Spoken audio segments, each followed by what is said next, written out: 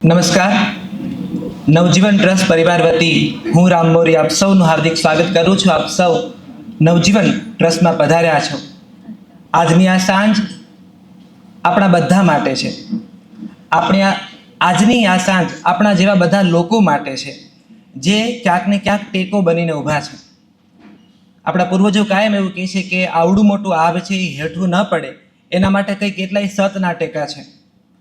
એટલે આભ જેવી પત્રકારત્વની મોટી વિશાળ કારકિર્દી હેઠી ન પડે એ માટે કઈ કેટલાય સ્વજનોના ટેકા હોય છે. એ ટેકાને ઉજવવાનો અને વંદવાનો આજનો સમય છે.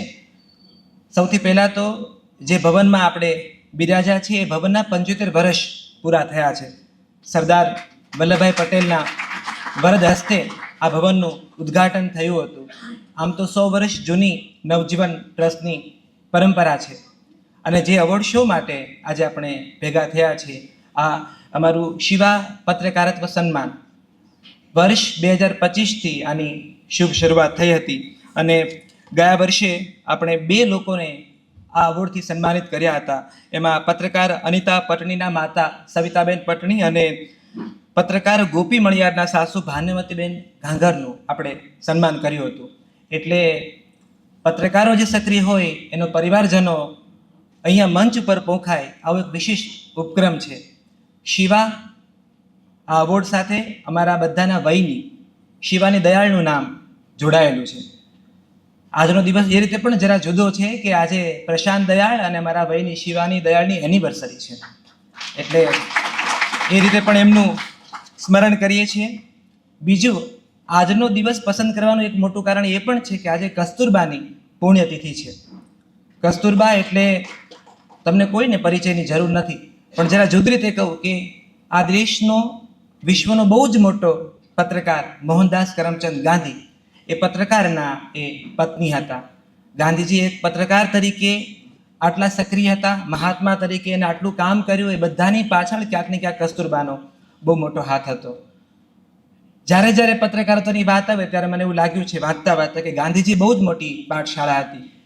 પોતાના દેશમાં, પોતાના સમાજમાં, પોતાની ભાષા સમજનારા લોકો માટે તો કામ કરી શકાય, પણ પારકા દેશમાં એવા લોકો માટે કામ કરવાનું જે તમારી ભાષા પણ નથી જાણતા, તમારો આશય પણ નથી જાણતા, એવા લોઢાના ચણા ચાવવા જેવા જગતમાં એને ઇન્ડિયન ઓપિનિયન, અમારો પણ એક ઓપિનિયન છે ને જે અમે તમને કહેવાના છીએ. એક આ પત્રકારત્વની શરૂઆત દક્ષિણ આફ્રિકામાં થઈ હતી. અને જ્યારે એમની પત્રકારત્વની કારકિર્દી જોઈએ ત્યારે કસ્તુરબાના એ ઘરેણાં પણ મને યાદ આવે જે વેચીને ગાંધીજીએ આ પત્રકારત્વની જ્યોત જગતી રાખી હતી. એવા કંઈ કેટલાય પ્રસંગો ગાંધીજીના જીવનમાં થયા છે જ્યાં એને પરિવાર અને પત્નીના સમયના ભોગે આ બધા કામો કરવા પડ્યા છે. ત્યારે આપણે પત્રકારો સાથે ભેગા થઈને આજનો દિવસ એ રીતે કસ્તુરબાને પણ જરા બંધીએ. મારે બહુ નાનકડી ભૂમિકા નવજીવન વિશે તમારી સાથે બાંધવી છે, કારણ કે આ જગ્યા છે એ નવજીવન ટ્રસ્ટ અને નવજીવન સામયિક. નવી પેઢીને હું સમજાવું કે નવજીવન શું છે, તો હું કહું કે નવજીવન એ ગાંધીજીનું સોશિયલ મીડિયા. બાપુ દેશ સાથે ચેટ કરતા હતા નવજીવનના માધ્યમથી. અને પેલું દક્ષિણ આફ્રિકામાં ઇન્ડિયન ઓપિનિયનનું આખું અનુભવ લઈને આવેલા ભારતમાં 1915માં, ત્યારે ગાંધીજીને સમજાણું કે મારે દેશ સાથે જો ડાયલોગ કરવા હશે તો મારે પત્રકારત્વની કારકિર્દીમાં જ આગળ વધવું પડશે. મારે મેગેઝિનની દરેક સમયની જુદી જુદી જરૂરિયાતો છે. અત્યારે 2026માં મેગેઝિનના રૂપો બદલાયા છે. હવે અત્યારે આપણી સામે આવતું પત્રકારત્વ જરા જુદી રીતે અસરકારક છે. એટલે દરેક યુગની પોતાની એક ચેલેન્જ છે. એટલે 15માં આવેલા ગાંધીજીને એમના રાજકીય ગુરુ ગોપાલકૃષ્ણ ગોખલે મને કહેવા દો કે ગાંધીજીના એકમાત્ર ગુરુ ગોપાલકૃષ્ણ ગોખલે એમણે એવું કહેલું કે તું પેલા ભારતને જોઈ લે, અને પછી એ ભારતને જોયા પછી સામયિક શરૂ કરવું છે. અને 3 તરવરિયા યુવાનો ઇન્દુલાલ યાજ્ઞિક, કમા મુનશી, બાકીનું નામ કોઈ મને કહેશે? શંકરલાલ બેંકર. આ 3 જુવાનડાઓએ ગુજરાતીમાં પણ પોતાનું એક સામયિક હોઈ શકે એમ કરીને સત્ય, નવજીવન અને સત્ય, અને મૂળા નવજીવન એ ઇટાલિયન કવિ દાંતેની પોએટ્રી વિટાનોવાનો અર્થ થાય છે નવું જીવન. જુઓ અત્યારે ભાષાના સીમાડા ઉપર આપણે લોકો ઝઘડી રહ્યા છે, મારી ભાષા મહાન ને તારી ભાષા નહીં મહાન. એ વખતે એક સામયિકનો જન્મ ઇટાલિયન કવિ દાંતેની કવિતા વિટાનોવા પરથી થાય છે, જેનો અર્થ છે નવું જીવન. ત્યાંથી આ શંકરલાલ બેંકરે નવજીવન અને સત્ય આ મેગેઝિનનો પ્રારંભ થયો. અને પછી આ યુવાનોએ મેગેઝિન ગાંધીજીને સોંપ્યું, કારણ કે 15ના એ આખા અરસામાં ગાંધીજી સૌથી વધુ પ્રભાવક લાગ્યા. એ વખતે એ મહાત્મા નહોતા, હજી એ મોહનદાસ કરમચંદ ગાંધી હતા ભારતમાં જ્યારે આવ્યા ત્યારે. અને 7 સપ્ટેમ્બર 1919ના રોજ આ નવજીવન સામયિકનો જન્મ થાય છે. ખમાસા ગેટ પાસે મનહર નટવર પ્રિન્ટિંગ પ્રેસ પાસે આ મેગેઝિનનો પ્રારંભ થાય છે. શરૂઆતમાં 600 કસ્ટમર અને ગાંધીજીના નામ પર પાછા 2,500 ઉમેરાય અને છેલ્લે એમ કહેવાય કે પહેલા જ અંકમાં 5,000, જેને માઉથ પબ્લિસિટી કહીએ, the influencer without blue tick, પહેલા જ ઇસ્યુમાં 5,000 અંકો વેચાયા અને પછી મનહર પ્રિન્ટિંગ પ્રેસ પાસે પહોંચ્યા અને 10,000 ભાડાવાળી ખોલી લીધી અને આખું નવજીવન મુદ્રણાલયની શરૂઆત થઈ. અને એ રીતે ગાંધીજીએ આગળ જતા 3 ભાષામાં નવજીવન, ગુજરાતી, હિન્દી અને યંગ ઇન્ડિયા અંગ્રેજીમાં આ 3 સામયિકનો જન્મ થયો. આ આખી જર્ની બહુ રસપ્રદ છે, બહુ ફિલ્મી છે. એ વખતે પણ રાજદ્રોહના કાયદા જરા જુદી રીતે લાગુ પડતા હતા. વિશ્વાસભંગની કલમો ત્યારે પણ લાગુ પડતી હતી. એના રંગો જુદા હતા, એના શાસકો જુદા હતા. 1930નો એક સમયગાળો એવો પણ છે કે નવજીવનના બધા જ મોટા કહેવાતા સંપાદકો અને મોટા મોટા મારા પ્રેસના મશીનો જપ્ત થયેલા. ત્યારે ભૂગર્ભમાં નવજીવન 8 મહિના ચાલેલું. દર અઠવાડિયે 10,000 કોપી બહાર નીકળતી અને નાના બાળકો દ્વારા પણ એ કોપીઓ ડિસ્ટ્રીબ્યુટ થતી હતી. આ નાનકડી ભૂમિકા એટલે બાંધું છું કે સળગતું લાકડું ત્યારથી જાળવાની નવજીવનને ટેવ છે. અને એ સાથે આજે 2026માં અમે પ્રવેશ્યા છીએ અને અમારા મેનેજિંગ ટ્રસ્ટી વિવેક દેસાઈ, અમારા ટ્રસ્ટીગણ કપિલ રાવલ, એમની સાથે એમની દૂરંદેશી દ્રષ્ટિના કારણે નવજીવનનું પત્રકારત્વ અહીંયા શરૂ થાય છે, સ્કૂલ ઓફ જર્નાલિઝમ, અને પ્રશાંત દયાળનું આગમન થાય છે. એને એક આખી નવી પેઢી તૈયાર થાય છે જેને પત્રકારત્વમાં રસ છે, જેને માણસમાં રસ છે, જેને સમાજમાં રસ છે, જેને વિસંવાદ કરતા સંવાદમાં રસ છે. એને છેલ્લા 7 વર્ષથી આ નવજીવન સ્કૂલ ઓફ જર્નાલિઝમની પરંપરા શરૂ થઈ છે. તો એક નાનકડી ભૂમિકા, જે મિત્રો આજે નવા છે અને આ આંગણામાં પધાર્યા છે, એમને એક નાનકડી ભૂમિકા આ ઉપક્રમની મળી રહે. પણ હવે સૌથી પહેલાં મારે પ્રશાંત દયાળને બોલાવવા છે કે એમને કેમ સૌરાષ્ટ્રમાં કે જોડ વળગવું, એવું કેમ જોડ વળગ્યું કે મારે આ પ્રકારનો એક શ્રેણી શરૂ કરવી છે. એમનો મૂળ આશય શું છે અને એની પહેલાં કેટલી વિટંબણામાંથી પસાર થયા. પ્રશાંતભાઈ, નામ ચયન કેવી રીતે કરો છો એ પણ કહેજો અત્યારે, કે આ એવોર્ડની કમિટી કોણ નક્કી કરે છે, કેવી રીતે આ નામો નક્કી થાય છે. તો ખૂબ આદર સાથે અમારા આપણા સૌના દાદા આદરણીય પ્રશાંત દયાળ પધારો.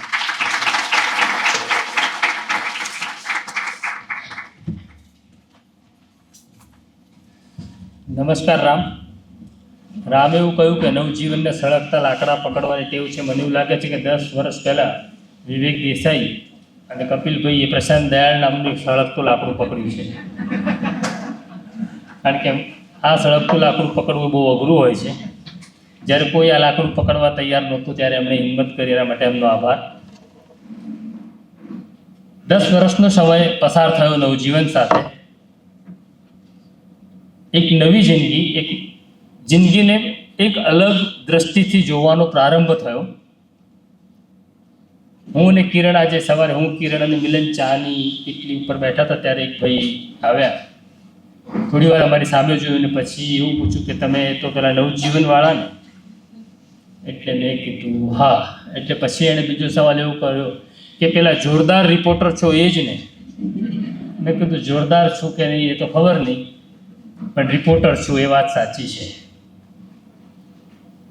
આ દિવસ 22મી ફેબ્રુઆરી મારા જીવનનો એટલા માટે છે કે આ દિવસથી હું એવું કહીશ કે મારામાં રહેલા માણસને કોઈકે શોધવાનો પ્રયત્ન કર્યો, મારામાં રહેલા માણસને કોઈકે વધુ સારો માણસ બનાવવાનો પ્રયત્ન કર્યો, અને મારો માણસ, મારી અંદર રહેલો માણસ ક્યારે હારે નહીં એની જેણે ચિંતા કરી એ શિવાની દયાળની આ વાત છે.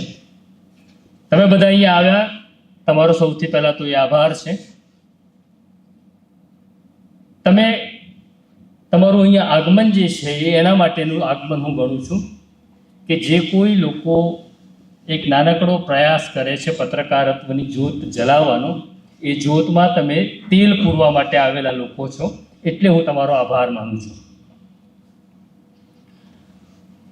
પત્રકારત્વની આ 35 વર્ષની સફરમાં ઘણા બધા સંઘર્ષો થયા, જોયા, અનુભવ્યા, અને બધા જેવું કે આજે જેમ વાત કરી કે તમે જોરદાર રિપોર્ટર છો, પણ એ માણસને જોરદાર બનાવનાર કોણ હતું? તો એ હતી શિવાની દયાળ, જે મારા જીવનમાં 22 ફેબ્રુઆરીના રોજ આવે છે. એણે મને આટલા વર્ષો દરમિયાન કોઈ દિવસ એક સવાલ પૂછ્યો નથી કે આ ગામના ઝઘડા ઘરે લઈને શું કામ આવો છો? આપણા ઘરે પોલીસ કેમ આવે છે? આપણે કેમ ભાગી જવું પડે છે? કેમ આપણને નોકરીમાંથી કાઢી મૂકવામાં આવે છે? તમે આ કરશો તો કાલે આપણું શું થશે? કાલે આપણે જીવીશું કેવી રીતના? એવો એક પણ સવાલ પૂછ્યા વગર જ્યારે જ્યારે હું ડર્યો છું, જ્યારે જ્યારે મેં ભાગવાનો પ્રયત્ન કર્યો છે, ત્યારે એણે મને એવું કહ્યું કે હું ડરપોક પ્રશાંતને પસંદ કરતી નથી. જેલમાં જવું પડે તો જવાનું છે. હું તમને તમારા બાળકોને સાચવી લઈશ. શિવાની જઈ રહી છે. એને લંગ ફાઇબ્રોસિસ નામની એક બીમારી છેલ્લા 10 વર્ષથી હતી. 1 વર્ષ થયું. એ જઈ રહી છે એવી એને પણ ખબર હતી, મને પણ ખબર હતી.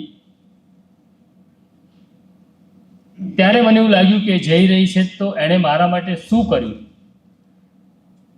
એ વાત માત્ર મારા પૂરતી સીમિત ન રહેવી જોઈએ, કારણ કે એણે એક પ્રશાંત દયાળ માટે નથી કર્યું, એણે એના પતિ માટે નથી કર્યું, એણે કોઈ સમાજની, કોઈ વ્યક્તિની નિસ્બત કરતાં માણસને નિસ્બતવાળો વધારે બનાવવાનો પ્રયત્ન કર્યો. અને એટલે છેલ્લા એની હાજરીમાં જ હું આ વાત કહેવા લાગ્યો હતો. સામાન્ય રીતે એવું થાય છે કે તમે પત્રકારત્વમાં હોવ ત્યારે એક પવન હાવી થતો હોય છે કે તમને મુખ્યમંત્રી ઓળખે છે, તમને એસપી ઓળખે છે, તમારા ખભા ઉપર ગૃહમંત્રી હાથ મૂકીને વાત કરે છે. પણ તમને મુખ્યમંત્રી ઓળખે, ડીએસપી ઓળખે કે મુખ્ય ડેપ્યુટી સીએમ તમારા ખભે હાથ મૂકે એવું સક્ષમ બનાવનાર કોઈ ત્રીજું હોય છે. ધૂણી કોઈક બીજું જગાવતું હોય છે, અને એના ધૂણીના પ્રકાશમાં તમે પ્રકાશિત થતા હોવ છો. તો એ વાત પત્રકારોને કે સફળ થનાર વ્યક્તિને નથી સમજાતી. આ વાત મને સમજાઈ, અને એટલે જ નક્કી કર્યું કે આ જે ધૂણી ધખાવનાર લોકો છે એવા લોકોને આપણે ઓળખીએ. અને ઓળખવા ક્યારે? રામનો એક પ્રશ્ન હતો કે શું પ્રક્રિયા છે? તો પ્રક્રિયા તો ખાસ કંઈ છે નહીં. કમિટીમાં હું અને ડૉક્ટર જ છીએ, એટલે આમ તો ડૉક્ટર અને કમ્પાઉન્ડર નક્કી કરે છે. પણ ક્રાઇટેરિયા એવો છે કે જેને પણ આપણે પસંદ કરીએ, સરસ કામ કરે છે, બહુ અઘરા ક્રાઇટેરિયા નથી. એ 50 વર્ષથી નાનો હોવો જોઈએ, કારણ કે એને પણ એ સન્માન કે જે પ્રશંસા જે મળે છે એનો આનંદ લેતા આવડે. મરાઠીમાં એક શબ્દ છે, એ શબ્દનો અર્થ થાય છે કૌતુક. કૌતુક કરવું. તો આપણા જીવનમાં આપણી આસપાસ આપણો મિત્ર પણ હોય, આપણી પત્ની પણ હોય, આપણો દીકરો પણ હોય, આપણી ત્યાં કામ કરનારો એક સફાઈ કામદાર પણ હોય, કે આપણે ત્યાં આપણને જમાડનારી કોઈ બહેન પણ હોય, તો એનું કૌતુક થવું જોઈએ. એને એવું લાગવું જોઈએ કે તારી હાજરી મારા જીવનમાં બહુ અગત્યની છે, તું નહીં હોય ત્યારે મને તકલીફ પડશે. તો એ કૌતુકની આખી પ્રક્રિયા જે શરૂ થઈ એમાંથી શિવા એવોર્ડનો જન્મ થાય છે. તો પત્રકારને તો સન્માન બહુ મળે છે, પણ પત્રકારની પાછળ કોણ છે એની વાત કોઈ દિવસ થતી નથી. અને એટલે જ નક્કી કર્યું કે જેનો ચહેરો કોઈએ જોયો નથી, જેનું નામ કોઈએ સાંભળ્યું નથી, છતાં એ નામ, એ ચહેરો અને એની હાજરી બહુ અગત્યની છે, તો એનું કૌતુક કરવાનો આ એક નાનકડો પ્રયાસ છે. ગત વર્ષે અનિતા પટની અને ગોપી મણિયારને પત્રકારત્વમાં એમણે જે કંઈ કામ કર્યું એના માટે તેમને સન્માનિત કરવામાં આવ્યા. પણ અનિતા પટનીની માતા અને ગોપી મણિયારના સાસુ, એ બંનેને સન્માન કરી મને એવું લાગે છે કે નવજીવન ટ્રસ્ટ, નવજીવન ન્યૂઝ, પ્રશાંત દયાળે પોતાનું સન્માન કરાવ્યું છે. કારણ કે સન્માન તો બહુ બધા લોકો કરવા તૈયાર હોય, પણ કોઈ આપણું સન્માન સ્વીકારવા તૈયાર ન હોય તો અમે ઋણી છીએ જે લોકો અમારું સન્માન સ્વીકારે છે. આ વખતે અમે જેમના નામની પસંદગી કરી છે, આમ તો ફલક બહુ મોટું છે, આ આપણે દર વર્ષે આ પરંપરા જાળવી રાખીશું, પણ આ વખતે કોણ છે? તો આ વખતે 3 વ્યક્તિઓની પસંદગી થઈ છે. એમાં દેવાંશી જોશી છે. દેવાંશીએ બહુ નાની ઉંમરમાં જમાવટ કરી છે, પણ અમારે હમણાં એક સમસ્યા એવી થઈ કે એક મારી પુત્રવધુ છે ભૂમિકા, એ નાટક જોવા ગઈ હતી રાજા ધીરાજ. આ રામે લખ્યું છે, રામ બહુ સિલેક્ટેડ લોકોને જ બોલાવે છે. તો એ પ્રોગ્રામમાંથી પાછી આવી પછી ભૂમિએ મને કહ્યું કે આજે ગોપી આંટી મળ્યા હતા. તો સરસ. પછી મને કે દેવાંશી આંટી પણ મળ્યા હતા. હવે દેવાંશી અને ભૂમિ વચ્ચે 1 જ વર્ષનું અંતર છે, પણ એને એવો ક્રાઇટેરિયા બાંધી લીધો કે જે પપ્પાના ફ્રેન્ડ છે એક આ અંકલ છે કે આંટી છે, એટલે દેવાંશી તો આંટી થઈ ગઈ છે ક્રાઇટેરિયામાં. તો દેવાંશી છે, અને દેવાંશીની આ જે સંઘર્ષની એક એવા ઝોનની એની શરૂઆત કરી, એમાં પ્રવેશ કરવો, એમાં નંબર મેળવવા, એ આખી પ્રક્રિયાની પાછળ દેવાંશીના સાસુ છે હંસાબેન. તો એમને પણ આપણે સન્માનિત કરીશું. પછી છે યશપાલસિંહ ચૌહાણ. નવજીવનનું એક એવું નામ હું કહીશ કે નવજીવનને ઓળખ આપવાનું કામ સૌરાષ્ટ્રની અંદર કોઈએ કર્યું છે તો એ યશપાલસિંહ ચૌહાણ છે. યશપાલે પત્રકારત્વની શાળામાં કોઈ દિવસ પગ મૂક્યો નથી. યશપાલસિંહનું મૂળ કામ હિંચકા લપસણી બનાવવાનું, વેલ્ડિંગ કરવાનું છે, પણ એણે પત્રકારત્વનું વેલ્ડિંગ એટલું સરસ કર્યું કે જે તૂટે એવું નથી. અને એના પત્રકારત્વના વેલ્ડિંગના તણખા ગાંધીનગર સુધી પહોંચે છે. અને એના કામ, એની મહેનત, એની પ્રમાણિકતા અમને સ્પર્શે છે. એટલે યશપાલસિંહ અને એના પત્ની છે ધર્મિષ્ઠા. આમ તો કારડિયા રાજપૂત છે એટલે ધર્મિષ્ઠા બા કહેવા પડે, નહીં તો દરબારો પાછા નારાજ થઈ જાય કે તમે બા નથી લગાતા. પણ ધર્મિષ્ઠા અમારી દીકરી છે એટલે અમે ધર્મિષ્ઠા જ કહીએ છીએ. તો એ છે. પછી છે તેજલ એ નવજીવન પરિવારનો હિસ્સો છે. અરવિંદભાઈની દીકરી છે. સૌભાગ્ય છે કે અરવિંદભાઈ જ્યારે નવજીવનમાં કામ કરતા ત્યારે અરવિંદભાઈ સાથે કામ કરવાનું અમને યોગદાન, અમને તક મળી છે. અને આજે તેજલ જે કંઈ કામ કરે છે, તેજલે પોતાની અંદર રહેલો માણસ જીવતો રાખ્યો. એ કામ ક્યાંય પણ કરતી રહી. એના સમાચારની અંદર એ નિસ્બત રહી કે હું સમાચાર કોઈ સંસ્થા માટે નથી લખતી, હું સમાચાર મારા પગાર માટે નથી લખતી, હું સમાચાર કોઈક માણસને, કોઈક સમાજને, કોઈક પીડિતને, કોઈ વંચિતને જીવાડવા માટે લખું છું અને લડું છું. એ તેજલ મારી મિત્ર છે. અમે એને લડતા ઝઘડતા જોઈ છે. જે માણસ પોતાની સાથે લડી શકે એ જ બીજાની સાથે લડી શકે. તેજલ ખૂબ લડે છે પોતાની સાથે. એના સંઘર્ષની અમને ખબર છે. તો તેજલની આ સફરને અહીં સુધી આ મુકામ ઉપર પહોંચાડનાર એના મમ્મી પણ અહીંયા છે, ઇન્દુબેન. તો અમે એમનું સન્માન કરીશું, એમની વાત કરીશું. આ એક નાનકડો પ્રયાસ છે ને એક નાનકડો પ્રયોગ છે. આ નાનકડો પ્રયોગ એટલા માટે છે કે આપણા ઘરમાં જે વ્યક્તિને કારણે આપણે આ મુકામ ઉપર પહોંચ્યા છીએ તો એમનું એક કૌતુક થાય, એમની વાત લોકો સુધી પહોંચે. અને ગાંધીને ગાંધી બનાવનાર કસ્તુરબા હતી. તો આ બધી કસ્તુરબાઓ છે. આ કસ્તુરબા અલગ અલગ સ્વરૂપમાં છે. તો આ કસ્તુરબાનું સન્માન છે, કારણ કે ગાંધીના તો 70 દેશોમાં પૂતળા છે, પણ બા ભૂલાઈ ન જાય, બા જીવતા રહે. આપણા ઘરની બા, આપણા ઘરની માં, એને જીવતી રાખવાનું કામ આપણે કરવાનું છે. શિવાની એક મરાઠી સિરિયલ જોતી, એનું નામ હતું આઈ કુઠે કાય કરતે. માં તું શું કરે છે? પણ માં જે કરે છે એ ન હોય ત્યારે જ એનો અહેસાસ થાય છે, ત્યારે જ ખબર પડે છે કે ઘણું બધું કરતી હતી જે આપણને આજે પણ નથી આવડતું. તો આ બધી આઈ કુઠે કાય કરતે એ આઈ શું કરે છે એ બતાડવાનો પ્રયાસ છે. અમારા નવજીવનના મિત્રો પાછળ એક માણસ બેઠો છે જે પોતાના ફોનમાં જોયા કરે છે, આમ તો સાંભળે છે, જેનું નામ ઉજ્જવલ ઓઝા છે. આવી ટેવ છે એને કે તમને ઇગ્નોર કરતો હોય એવો ભાવ રાખવાની.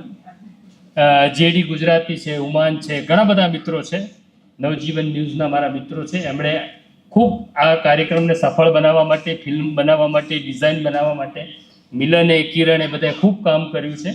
તો હવે આપણે આ 3 મિત્રો કોણ છે એના માટે ત્રણેયની એક ફિલ્મ જોઈશું અને પછી આપણે આગળનો કાર્યક્રમ કરીશું. મોટા મીડિયા હાઉસીસને જ્યારે ગોદી મીડિયાની ઓળખ મળી છે ત્યારે ચુનિંદા નિર્ભીક પત્રકારોએ કારકિર્દીની ચિંતા કર્યા વિના ગોદી મીડિયાનો હિસ્સો બનવાનો ઇનકાર કર્યો. સરકાર અને કોર્પોરેટ ગુરુના ગુલામ બનવાને બદલે તેમણે સ્વતંત્ર રીતે પોતાની યુટ્યુબ ચેનલ શરૂ કરી અને પ્રજાના પ્રશ્નો અને લોકશાહી માટે અવાજ બુલંદ કર્યો. આવા નિર્ભીક ગુજરાતી પત્રકારોમાં એક નામ દેવાંશી જોશીનું છે. દેવાંશી જોશી એટલે આજે ગુજરાતી પ્રજાના પ્રશ્નોને બેબાકપણે રજૂ કરતો એક ચહેરો, સરકાર અને પ્રશાસનને ઢંઢોળતા સવાલ પૂછતો પત્રકારત્વનો બુલંદ અવાજ. ગુજરાતી પત્રકારત્વમાં ઉજળી કારકિર્દી ધરાવતા દેવાંશી જોશીએ મુખ્યધારાના માધ્યમોને અલવિદા કહીને ઓગસ્ટ 2022માં પોતાની યુટ્યુબ ચેનલ જમાવટ શરૂ કરી. આ તેમના સાહસી સ્વભાવનો પહેલો પરિચય. જે સમયે પત્રકારો ટેલિવિઝનની ગ્લેમરસ કારકિર્દી પાછળ દોડી રહ્યા હતા તે સમયે દેવાંશી જોશીએ યુટ્યુબ ચેનલના અજાણ્યા પ્રદેશમાં ડૂબકી લગાવવાનું પડકારભર્યું કાર્ય કર્યું. તેમણે મુખ્યધારાના માધ્યમને છોડવાનો નિર્ણય લીધો ત્યારે તેના શુભચિંતકો અને સ્વજનોએ તેમને ટૂક્યા હતા, પરંતુ દેવાંશી જોશી અડગ રહ્યા અને કોઈની સાડાબારી રાખ્યા વિના સ્વતંત્ર રીતે પત્રકારત્વ કરતા રહ્યા. આજે દેવાંશી જોશી જાણીતું નામ છે. દેવાંશી જોશી દ્વારા કહેવાયેલી અનેક સ્ટોરીઝ, ઇન્ટરવ્યૂઝ અને પોડકાસ્ટ આજે લાખો દર્શકોની સ્મૃતિમાં અકબંધ થઈ ચૂક્યા છે.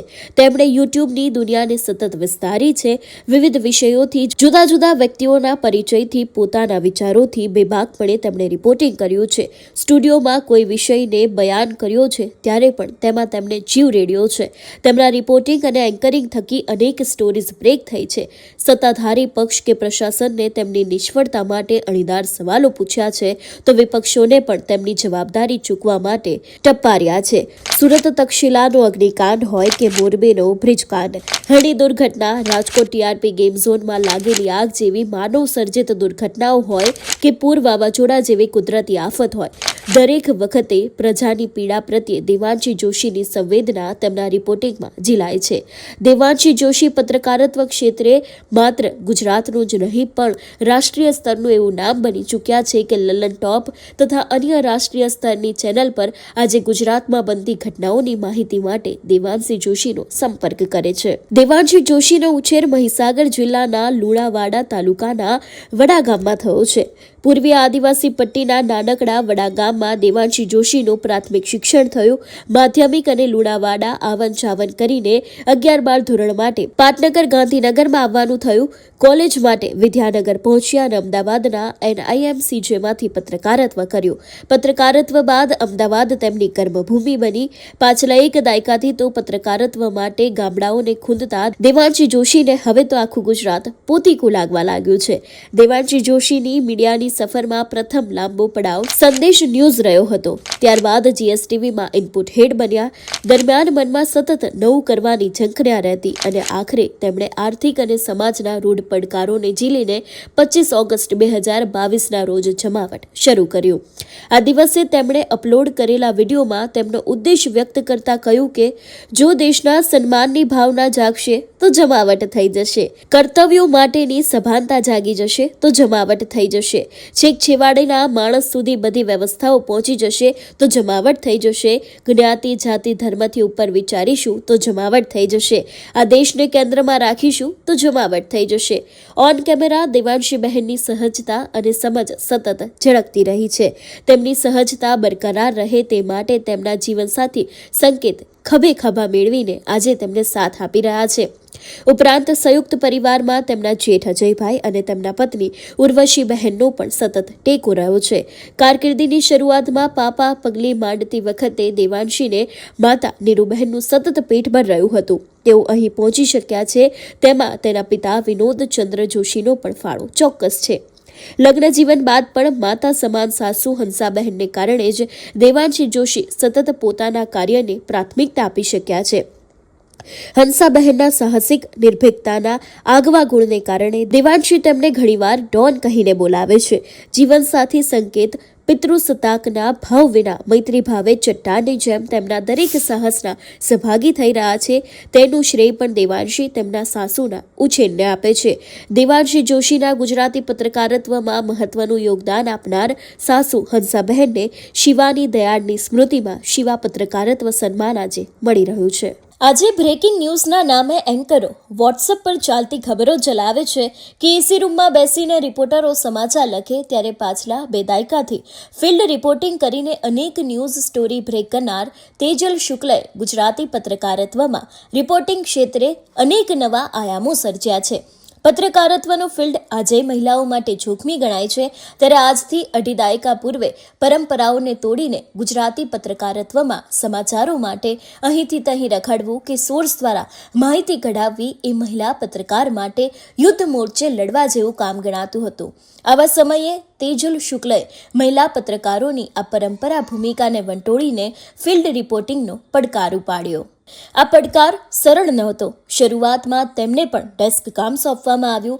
જય હિન્દ અખબારના પૂર્તિ વિભાગમાં તેઓએ કામ શરૂ કર્યું, પરંતુ સતત નવું કરવાનો સ્વભાવ ધરાવતા તેજલ શુક્લનું મન ફિલ્ડ ઉપર જઈને સ્ટોરી શોધવા માટે ઉત્સુક રહેતું. મુખ્ય અખબારમાં છપાતા સમાચારો તેમને વધુ આકર્ષતા હતા. તેજલ શુક્લમાં રહેલા ખરા પત્રકારત્વને જય હિન્દના માલિક યશવંત શાહે ઓળખી લીધું હતું અને એ રીતે શરૂ થઈ તેજલ શુક્લની રિપોર્ટિંગની સફર, જે પછી અવિરત સતત 2.5 દાયકાથી ચાલી રહી છે. રિપોર્ટિંગનો પહેલો પડકાર ગાંધીનગરની કેબિનેટની મીટિંગનું કવરેજ કરવાનો આવ્યો. Senior political reporter Kantibhai Patel પાસેથી સતત માર્ગદર્શન લઈને તેમણે આ કામ બખૂબી બહાર પાડ્યું. રિપોર્ટિંગ ખુલ્લું આકાશ મળ્યા પછી તેજલ શુક્લએ even sky is not limit સૂત્ર સ્વીકાર્યું અને અનેક જોખમી રિપોર્ટિંગ કર્યા. 2008-9માં અમદાવાદના આસારામ આશ્રમમાં દીપેશ અભિષેક નામના બાળકોની હત્યા અને સિરિયલ બોમ્બ બ્લાસ્ટ જેવી 2 પડકારજનક ઘટનાઓ બની, જેણે રાજકીય અને પોલીસ બેડાને ખળભળાવી દીધી. તેજલ શુક્લએ આ બંને ઘટનાઓમાં તેમની રિપોર્ટિંગ સ્કિલને બખૂબી કામે લગાડી. અનેક સિનિયર પત્રકારો ઇન્વેસ્ટિગેશનની સ્ટોરીઓ વચ્ચે નવા સવા રિપોર્ટર તેજલ શુક્લએ અનેક મોરચે ઝઝૂમ્યા. ઇન્ફોર્મેશન કઢાવવા માટે સતત મથામણો કરી, છતાં તેજલ શુક્લ ફિલ્ડ ઉપર અડગ રહ્યા. જોખમો વચ્ચે આશારામના આશ્રમની અંદર જઈને રિપોર્ટિંગ કર્યું અને આશારામ તથા તેના સાધકોના અન્યાયોનો ભોગ બનેલા લોકોને શોધીને તેમની વાત મૂકી. અમદાવાદમાં થયેલા શ્રેણીબંધ બોમ્બ ધડાકા દરમિયાન પોલીસ, સિવિલ હોસ્પિટલનો સ્ટાફ, રાજકીય આગેવાનો, તપાસ એજન્સીઓ સામાન્ય લોકો સાથે સતત સંપર્કમાં રહ્યા અને મહત્વની ઘટનાઓને મેટ્રો સંભાવ માટે કવર કરી. પોસ્ટમોર્ટમ રૂમમાં પ્રત્યક્ષ હાજર રહીને તેમણે કરેલી સ્ટોરીઝની નોંધ આજે પણ ગુજરાતી પત્રકારત્વમાં લેવાય છે. 2009માં અમદાવાદમાં 136 લોકોનો ભોગ લેનાર લઠ્ઠાકાંડના તેજલ શુક્લએ કરેલા ઇન્વેસ્ટિગેટિવ રિપોર્ટિંગે સરકાર અને પોલીસને કઠેડામાં ખડા કર્યા હતા. આ સ્ટોરીના મામલે તેજલે જે મીડિયા હાઉસમાં કામ કરતા હતા તેની સામે પુરાવા રજૂ કરવાની નોટિસ ફટકારવામાં આવી હતી. પત્રકારત્વમાં આધારભૂત સ્ત્રોત અને પુરાવાનું મહત્વ બખૂબી જાણતા તેજલે સ્ટોરી અખબારના પાને પ્રગટ કર્યા પૂર્વે જ બધા પુરાવા એકઠા કરી લીધા હતા. તેથી વિરોધીઓને આખરે નોટિસ રદ કરવી પડી હતી. મહારાષ્ટ્ર, ગુજરાતમાં પરપ્રાંતિયોની કિડની ચોરીનું કૌભાંડ હોય, નકલી અકાઉન્ટર કેસ હોય કે પછી હિરેન પંડ્યા હત્યા કેસ હોય, તેજલે ફિલ્ડ ઉપર અનેક જોખમો ખેડીને નિર્ભીક રીતે રિપોર્ટિંગ કર્યું છે. આજે તેજલ શુક્લની ગણના ગુજરાતી પત્રકારત્વમાં એક સાહસિક પત્રકાર તરીકે થાય છે. તેમણે પોતાનું ઇન્ફોર્મેશન સોર્સ નેટવર્ક ઊભું કર્યું છે. 2009થી તેઓ હાઈકોર્ટ અને લોઅર કોર્ટનું રિપોર્ટિંગ કરી રહ્યા છે. નરોડા હત્યાકાંડ કેસ વખતે પત્રકારોને કોર્ટમાં જવાની પરવાનગી નહોતી, ત્યારે તેજલ શુક્લા વકીલનો કોટ પહેરીને અદાલતમાં બેઠા. પૂરેપૂરો કેસને પ્રત્યક્ષ જોયો, સાંભળ્યો અને રિપોર્ટિંગ કર્યું. લીગલ રિપોર્ટિંગમાં તેમણે હાઈકોર્ટમાં ચાલેલા બાળ દીક્ષાનો કેસ, બહુપત્નીત્વ પ્રથા નાબૂદ કરવાનો કેસ, નાણાવટી કમિશન, અમિત જેઠવા હત્યા કેસની રોજબરોજની સ્ટોરીઝ અખબારો માટે કવર કરી છે. તેજલ શુક્લની આ સાહસભરી પત્રકારિત્વનું કારકિર્દીનું શ્રેય તેમના માતા પિતાને જાય છે. તેમના પિતા અરવિંદ શુક્લ પુસ્તક વિક્રયનું કાર્ય કરતા. તેજલ શુક્લને બાળપણથી જ પુસ્તકો વચ્ચે રહેવાનો અવસર મળ્યો. સ્ત્રી પત્રકારો બાબતે ઘડાયેલી પરંપરાગત માન્યતાને દીકરી તેજલ જ્યારે પડકારી રહી હતી ત્યારે તેમના માતા ઇન્દુબહેને સતત દીકરીને પડખે રહ્યા. દીકરી અખબારોમાં સ્ટોરીઝ સબમિટ કરાવીને રાત્રે મોડા ઘરે આવે ત્યારે પણ માતા સમાજ, પાડોશીઓની ચિંતા કર્યા વિના સતત દીકરીને આગળ વધવાનું પ્રોત્સાહન આપે, નવા પડકારો સર કરવા સજ્જ અને તું આ કરી શકે છે તેવો આત્મવિશ્વાસ બંધાવતા. માતાએ ઘડતર અને વિશ્વાસને પરિણામે તેજલ શુક્લ પોતાના ગમતા ક્ષેત્રે કારકિર્દી ઘડી શક્યા છે. તેજલ શુક્લની પત્રકારત્વની કારકિર્દી માટે તેમનું પીઠબળ બનવા માટે તેમના માતા ઇન્દુબહેનને શિવા દયાળની સ્મૃતિમાં શિવા પત્રકારત્વ સન્માન આજે મળી રહ્યું છે. ભાવનગરમાંથી નવજીવન ન્યૂઝનો ચહેરો બનનાર યશપાલસિંહ ચૌહાણ રિપોર્ટિંગ ક્ષેત્રે કાંઠું કાઢનારા યુવા પત્રકાર છે. તેઓએ પત્રકારત્વનું શિક્ષણ પરંપરાગત વર્ગખંડોની 4 દિવાલો વચ્ચે નથી લીધું. પત્રકાર તરીકે તેમનું ઘડતર થયું છે ફિલ્ડ પર, ઘટનાઓની વચ્ચે. માત્ર 33 વર્ષના યશપાલસિંહ ચૌહાણ 22 વર્ષની પત્રકારત્વની કારકિર્દી ધરાવે છે. એટલે કે તેમણે માત્ર 10 વર્ષની ઉંમરથી જ તેમની પત્રકારત્વની સફરનો પ્રારંભ કર્યો હતો. આજે જ્યારે ન્યૂઝ ચેનલો શહેરો અને શહેરી લોકો સુધી સીમિત થઈ ગઈ છે ત્યારે યશપાલસિંહે ભાવનગરના નાના ટાઉનના લોકોની સમસ્યાને વાચા આપવાનું કાર્ય કર્યું. તેઓ Pingali double murder case, Mahuva આંદોલન, ભાવનગર યુનિવર્સિટી પરીક્ષાના છબરડા, દાનસંગ મોરીનું આંદોલન, ભાવનગર પોલીસ એકાઉન્ટ કૌભાંડ, શૈલેષ કાંભલિયા કેસ, નૈના બારૈયા કેસ જેવી અનેક ઘટનાઓમાં સાહસ, સજ્જતા અને સૂઝબૂઝ સાથે રિપોર્ટિંગ કર્યું. હાલમાં ચાલી રહેલા બગદાણા વિવાદને પણ અનેક ઘટનાઓનું પણ તેમને કરેલું રિપોર્ટિંગ કાબિલે દાદ છે. યશપાલસિંહને પત્રકારત્વનું જ્ઞાન ગળથૂથીમાં મળ્યું છે. તેમના પિતા હઠીસિંહ ચૌહાણ જાણીતા ન્યૂઝ ફોટોગ્રાફર છે. યશપાલસિંહ માત્ર 10 વર્ષના હતા અને તેમણે પત્રકારત્વના પાઠ પિતા પાસેથી શીખવા માંડ્યા. પિતાને ફિલ્ડ પર ઘટનાઓને કેમેરામાં કેદ કરતા જોઈને બાળક યશપાલસિંહનો પણ કેમેરા પ્રત્યેનો પ્રેમ જાગૃત થયો અને તેમણે પણ ધીરે ધીરે કેમેરા પર હાથ અજમાવવા માંડ્યો. એ સમયે ભાવનગરમાં રમખાણો ફાટી નીકળ્યા હતા. ઘટનાનું કવરેજ કરવા ગયેલા હઠીસિંહને એક પોલીસ ઇન્સ્પેક્ટરને બચાવવા જતાં આંખમાં ગંભીર રીતે ઈજા થઈ. બાળક યશપાલસિંહે આ ઘટનાથી ડરી જવાને બદલે તેને પડકાર ગણ્યો અને પોતે પત્રકારિત્વની દુનિયામાં કદમ માંડ્યું. માત્ર 12 વર્ષની ઉંમરે યશપાલસિંહે તેમની ફોટોગ્રાફર તરીકેની કારકિર્દી શરૂ કરી. 12 વર્ષ એટલે શાળાકીય શિક્ષણના વર્ષો. યશપાલસિંહ ક્લાસમાં હોય અને કોઈ ઘટના બને ત્યારે ક્લાસ અધૂરો છોડીને કેમેરો લઈ સીધા ઘટના સ્થળે પહોંચી જતા. ધીમે ધીમે યશપાલસિંહનું કામ જાણીતું થવા લાગ્યું. તેમણે આજકાલ અકીલા, ફૂલછાપ, જય હિન્દ સાંજ સમાચાર, ગુજરાત વૈભવ, આસપાસ સાંધ્ય દૈનિક માટે પણ ફોટોગ્રાફી કરી. ત્યારબાદ ટેલિવિઝન મીડિયામાં TV9 માટે વિડિયો જર્નલિસ્ટ તરીકે અને મેરા ન્યૂઝમાં પણ નિયમિત રીતે લખીને તેઓ જાણીતા બન્યા. 2008માં તેમણે ટાઈમ્સ ઓફ ઇન્ડિયા માટે ફોટોગ્રાફી શરૂ કરી, જે સફર આજે પણ બરકરાર છે. 2004માં 12 વર્ષના યશપાલસિંહે તત્કાલીન મુખ્યમંત્રી નરેન્દ્ર મોદીની તસવીર લેવા માટે સુરક્ષા કવચ તોડ્યું હતું. પરિણામે પોલીસ દ્વારા તેમની અટકાયત કરવામાં આવી હતી. સાહસના ગુણથી છલોછલ યશપાલસિંહે પત્રકાર તરીકેની તેમની જવાબદારી નિભાવવા જતાં અનેક જોખમ વહોર્યા છે. 2014માં ભાવનગરમાં એક રાજકીય નેતાએ ભડકાઉ ભાષણ આપ્યું હતું. તેમના કાર્યકરોએ પત્રકારો અને વિડીયોગ્રાફરોના કેમેરા બંધ કરાવી દીધા, પરંતુ યશપાલસિંહ તેમ ન કરવા અડગ રહ્યા અને તેમણે ભાષણનું આખું રેકોર્ડિંગ કર્યું.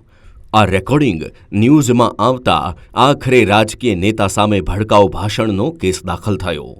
2011માં અખબારોની સ્પર્ધા વચ્ચે પિતાના અખબારમાંથી ફરમાન છૂટ્યું કે કાં તો તમે ફોટોગ્રાફી કરો અથવા તો તમારો દીકરો. એક શહેરમાં એક પરિવારમાંથી 2 વ્યક્તિ જુદી જુદી ફોટોગ્રાફી કરી શકે નહીં. હઠીસિંહે તે દિવસથી દીકરા માટે થઈને ફોટોગ્રાફી છોડી. જાણે પિતાનું ઋણ અદા કરતા હોય તેમ એ પછી યશપાલસિંહે પત્રકારત્વની દુનિયામાં અનેક સાહસી રિપોર્ટિંગ સ્ટોરીઓ કરી અને પિતાને ગૌરવ અપાવ્યું. યશપાલસિંહે સચ્ચાઈ માટે કદી પીછેહઠ કરી નથી. તેમની જ્ઞાતિના જ એક આગેવાનનું જમીન પચાવવાનું કૌભાંડ બહાર આવ્યું ત્યારે અઢળક દબાણ અને ધમકીઓ છતાં યશપાલસિંહે નિર્ભીક રીતે તે ઘટનાનું રિપોર્ટિંગ કર્યું. ભાવનગરમાં બેખૌફ રિપોર્ટિંગ કરી રહેલા યશપાલસિંહ પત્રકારત્વની સફરમાં આટલા આગળ વધ્યા તેમાં મહત્વનું યોગદાન તેમના પિતા હઠીસિંહનું છે. માતા કુંદનબા પણ સતત યશપાલસિંહના પડખે રહ્યા છે. આજે તેમનો ટેકો યશપાલસિંહને છે. વર્તમાન સમયે પત્રકારો પ્રલોભનો હેઠળ આવી જતા હોય છે ત્યારે યશપાલસિંહના જીવનસાથી ધર્મિષ્ઠાબા તેમને આવા કટોકટીના સમયમાં સજાગ રાખવાનું કાર્ય કરે છે. ધર્મિષ્ઠાબા તેમની સતત પડખે રહ્યા છે અને મીડિયાની 24 કલાકની વ્યસ્તતા યશપાલસિંહ તેમના સહયોગને કારણે જ પાર પાડી રહ્યા છે. ધર્મિષ્ઠાબા યશપાલસિંહની સફળતાનું પીઠબળ છે. યશપાલસિંહની સફળ પત્રકારત્વની કારકિર્દીમાં યોગદાન આપનારા તેમના જીવનસાથી ધર્મિષ્ઠાબાને શિવાની દયાળની સ્મૃતિમાં શિવા પત્રકારત્વ સન્માન આજે મળી રહ્યું છે. જોરદાર તાળીઓથી આ 3 યાત્રાને વધાવી લઈએ. આપણે જોયું કે ત્રણેયની જર્ની, ત્રણેયની યાત્રા એટલી જુદી છે, ત્રણેયના સંઘર્ષો એટલા જુદા છે. અને આ મંચ ઉપર હવે આ ત્રણેય મિત્રો અને એમના સ્વજનોને મોકવાનો સમય છે. ગુજરાતી સાહિત્યમાં 101 વર્ષ પહેલાં મહેપતરામ રૂપરામ નીલકંઠે સાસુ વહુની લડાઈ એવી કૃતિ આપેલી દેવાંશીબેન, અને ખૂબ પ્રચલિત થઈ, એ ખૂબ ભજવાઈ. 100 વર્ષ પછીનો સમાજ જુઓ, આજે આ મંચ પર સાસુ ને વહુ પોંખાઈ રહ્યા છે. એટલે ખૂબ આદર સાથે હું વિનંતી કરીશ. સૌથી પહેલાં તો આજના ઉપક્રમના જે આપણા મહેમાન છે આદરણીય માધવીબેન મહેતા અને વિવેક દેસાઈ, આપ મંચ પર પધારો. આપણે આપણી સન્માનની પ્રક્રિયા શરૂ કરીએ છીએ. જાણીતા ઉદ્યોગ સાહસિક અને સામાજિક કાર્યકર્તા સુરેન્દ્રનગરથી પધારેલા માધવીબેન મહેતા અને નવજીવન ટ્રસ્ટના મેનેજિંગ ટ્રસ્ટી વિવેક દેસાઈ.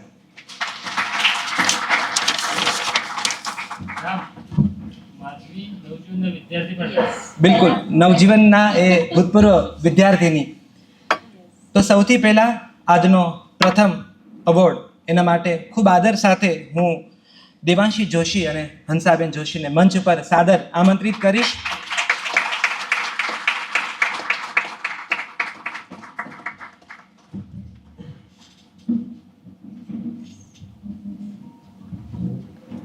આ ક્ષણે દેવાંશી જોશીના સાસુ હંસાબેન જોશી પોખાઈ રહ્યા છે. એમને શિવા પત્રકારત્વ સન્માનનું સ્મૃતિ ચિહ્ન અને 25,000ની ધનરાશિ પ્રાપ્ત થઈ રહી છે. આપણે બહુ આ ક્ષણને વધાવી લઈએ. દેવાંશી જોશી, હંસાબેન જોશી,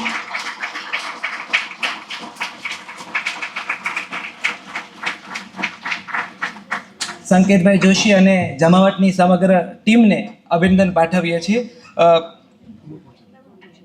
દેવાંશીબેન, તમારે તમારી વાત રજૂ કરવાની છે. આવો, પધારો. ગુજરાત જેને બહુ ગૌરવથી પોતાની દીકરી તરીકે ઓળખે છે. મેઘાણી તો કહી દે છે કે યૌવન માંડે આંખ અને પાંખ, એ જોનું જીવંત ઉદાહરણ જોવું હોય તો દેવાંશીબેન છે. આવો દેવાંશીબેન, અને તમારી જમાવટ કરો. આમંત્રણ રામ મોરી આપે એટલે પછી એના પછી બોલવામાં થોડી થેન્ક યુ સો મચ. સૌથી પહેલાં તો બધાનો ખૂબ ખૂબ આભાર. સ્ટેજ પર મમ્મી છે અને સ્ટેજની નીચે પરિવારના એ બાકીના બધા સભ્યો છે કે જેમના કારણે મને એવું લાગે છે, અને એ મને નહીં, કદાચ આ જ સંપૂર્ણ સત્ય છે કે રાજેન્દ્ર શુક્લે બહુ સરસ કહ્યું છે કે આ અહીં પહોંચ્યા પછી એટલું સમજાય છે, કોઈ કશું કરતું નથી, આ બધું તો થાય છે. એટલે કરતા ભાવથી મુક્ત થવા અને વધારે કર્મશીલ બનવા માટેનું એ બહુ સરસ વાક્ય છે. પણ હકીકત એ છે કે એટલા બધા લોકો એટલું બધું કરતા હોય છે કે આપણે કોઈને કદાચ યાદ જ નથી આવતું એમને પહોંચવાનું, કોઈને યાદ નથી આવતું એ લોકોને યાદ કરવાનું. અને એટલે જ આ અવસર છે, હું એ બધાને યાદ કરીશ અને એકદમ ટૂંકમાં બધાના નામ પણ હું લઈશ. સૌથી પહેલાં મમ્મીનો એટલા માટે ખૂબ આભાર અને એમને એટલા માટે બહુ જ બધું થેન્ક યુ, કેમ કે એમણે સંકેત નામે એક દીકરો આપ્યો. સંકેત મારા હસબન્ડનું નામ છે અને જે મારી ટીમ અહીંયા છે એ લોકો તો કદાચ 3 વર્ષથી આખી આ સફરના સાક્ષી છે કે હું એવું માનું છું કે આ યાત્રા અશક્ય જ હોત, એટલે સંપૂર્ણ અશક્ય હોત જો સંકેત સાથે ન હોત. સંકેત એન્જિનિયર છે, એને જર્નલિઝમ સાથે કોઈ જ લેવા દેવા નથી અને અમે બંને સાથે ભેગા મળીને છતાંય એને કોઈ જ લેવા દેવા ન હોવા છતાં છેલ્લા 10 વર્ષથી આખી દુનિયાની બધી જ વાતો અને કોણ શું કરી રહ્યું છે, અને એક છોકરીને મેં આજે આવી જોઈ તો મને આવું થયું ને આ માણસે મને આવું કહ્યું ને એના પછી મને ઓફિસમાં આ થયુંથી માંડીને બધું જ સાંભળે, સતત સાંભળે. અને એ સતત સાંભળ્યા પછી મને એવું કહે કે તને શું લાગે છે તે કર્યું એ સાચું કર્યું? તો હું કહું કે હા, મને એવું લાગે છે કે કદાચ મેં સાચું કર્યું. તો કે નહીં, એ કદાચ કાઢી દે. જો એ કદાચ છે તો તારી અંદર તારે સુધારની જરૂર છે, અને જો એ સાચું છે તો ડરવાની જરૂર નથી. આ બહુ જ ઓછા લોકો કહી શકે છે. આસપાસના માણસો જ મોટા ભાગે, મારું અવલોકન એવું રહ્યું છે કે જે તમારી અંદર સૌથી પહેલાં પ્રલોભન આસપાસના માણસો ભરે, કે તમને એવું કહે કે આ કરવાથી તો શું થવાનું છે, આટલું કરી દેવાથી કોને કંઈ ખબર પડવાની છે, આખી દુનિયા અલગ રસ્તે ચાલી છે અને તું જ આ બધી વાતો પકડીને કેમ બેસી રહી છે, તને શું મળી જવાનું છે આનાથી. મેં અનેક માણસોને એવા સાંભળ્યા છે કે જે પોતાના બાળકોને, એટલે કોઈ સરકારી નોકરીમાં જાય છે કે પત્રકારત્વમાં જાય છે, આ પ્રકારના કોઈ પણ વ્યવસાયમાં પહેલી લાલચ એના મનમાં કાં તો મિત્ર ભરે છે અને કાં તો ઘરના માણસો ભરે છે. હું એ વાતમાં એટલી બધી સૌભાગ્યશાળી રહી છું કે સંકેતે મને ક્યારેય એ કોઈ વાત તો નથી ભરી, પણ એણે હંમેશા મને કહ્યું છે કે તું જે વાત કરે છે રાગ દ્વેષની કે લાલચની, તો એ બધાથી દૂર રહેવાની શરૂઆત તો તારે પોતાનાથી કરવાની છે. એવા અનેક નિર્ણયો હશે કે જ્યાં લેતી વખતે મારી અંદર બહુ બધો ખચકાટ આવ્યો હશે કે હું આ લઉં કે ના લઉં નિર્ણય. અથવા ઘણી બધી વાર મને એવું લાગે કે સંકેત થાકી જવાય છે લડતા લડતા, ક્યાં સુધી આ ગામના ઝઘડા હું શું કામ કર્યા કરું. ત્યારે મને એવું એ હંમેશા યાદ કરાવે કે તે જ્યારે શરૂ કર્યું ત્યારે તો આ ગામના ઝઘડા માટે જ કર્યું હતું, ત્યારે તો તારે બીજું કોઈ ક્ષેત્ર પસંદ કરવું જોઈતું હતું, તે કેમ એ ન કર્યું. એ યાદ કરાવવાવાળું કોઈ હોય. અને એમાંથી સૌથી અટપટી અને જે અજુગતી વાત મને જે લાગી, એ વિચારધારાના બંને આયામો પર ઊભેલા માણસો ઘણીવાર અમારી ઓફિસ આવે, અને એ બંને અંતિમો પર ઊભેલા માણસો કે જે બંને પોતપોતાને આદર્શવાદી માનતા હોય, એ માણસો પણ જ્યારે અમે લોકો બેઠા હોય અને એવું બની શકે કે હું વાત કરી રહી છું કોઈ મહેમાન સાથે અને કોઈ હાજર નથી, તો સંકેત ચા લઈને આવે તો એવું કે અચ્છા પતિને ધંધો વળગાડી દીધો છે ને. પછી એને કહે આમ એક બે વસ્તુ આમ એવા વાક્યો બોલીને જાય કે જે આસપાસના માણસો સાંભળે તો એમને અજુગતું લાગે. એમને એવું લાગે કે જો આ તો કેવી રીતે, આ તો બંને વચ્ચે, અમારી વચ્ચેની દોસ્તી કદાચ કોઈ ના સમજી શકે, પણ એ બહારનું માણસ આ જ્યારે બોલીને જાય ત્યારે એટલું સમજાય કે દુનિયા ગમે તેટલી આદર્શવાદી વાતો કરતી હોય, એ અમુક વ્યવસ્થાઓને નથી સ્વીકારી શકતી, અમુક હકીકતોને એ નથી જ સ્વીકારી શકતી. પ્રશ્ન દુનિયાની સમજણનો નથી, પ્રશ્ન સાંભળી રહેલા માણસના મનમાં આવે છે એવું કશું જ. જ્યાં સુધી સંકેતના મનમાં એ ભાવ નથી આવતો કે એ કશુંક અજુગતું કે અલગ કરી રહ્યો છે અથવા એ કરી રહ્યો છે જેણે ન કરવું જોઈએ, ત્યાં સુધી કોઈ સમસ્યા ક્યારેય નથી આવતી. અને અમારી વચ્ચે એ સમસ્યા એટલે ક્યારેય ન આવી કેમ કે એણે ક્યારેય પોતાની જાતને કુંડાળામાં બાંધી જ નહીં કે હું પતિ છું અને એટલે જ પતિ તો આ જ કરે. એ વાક્યો અને કશું જ ક્યારેય ન આવ્યું.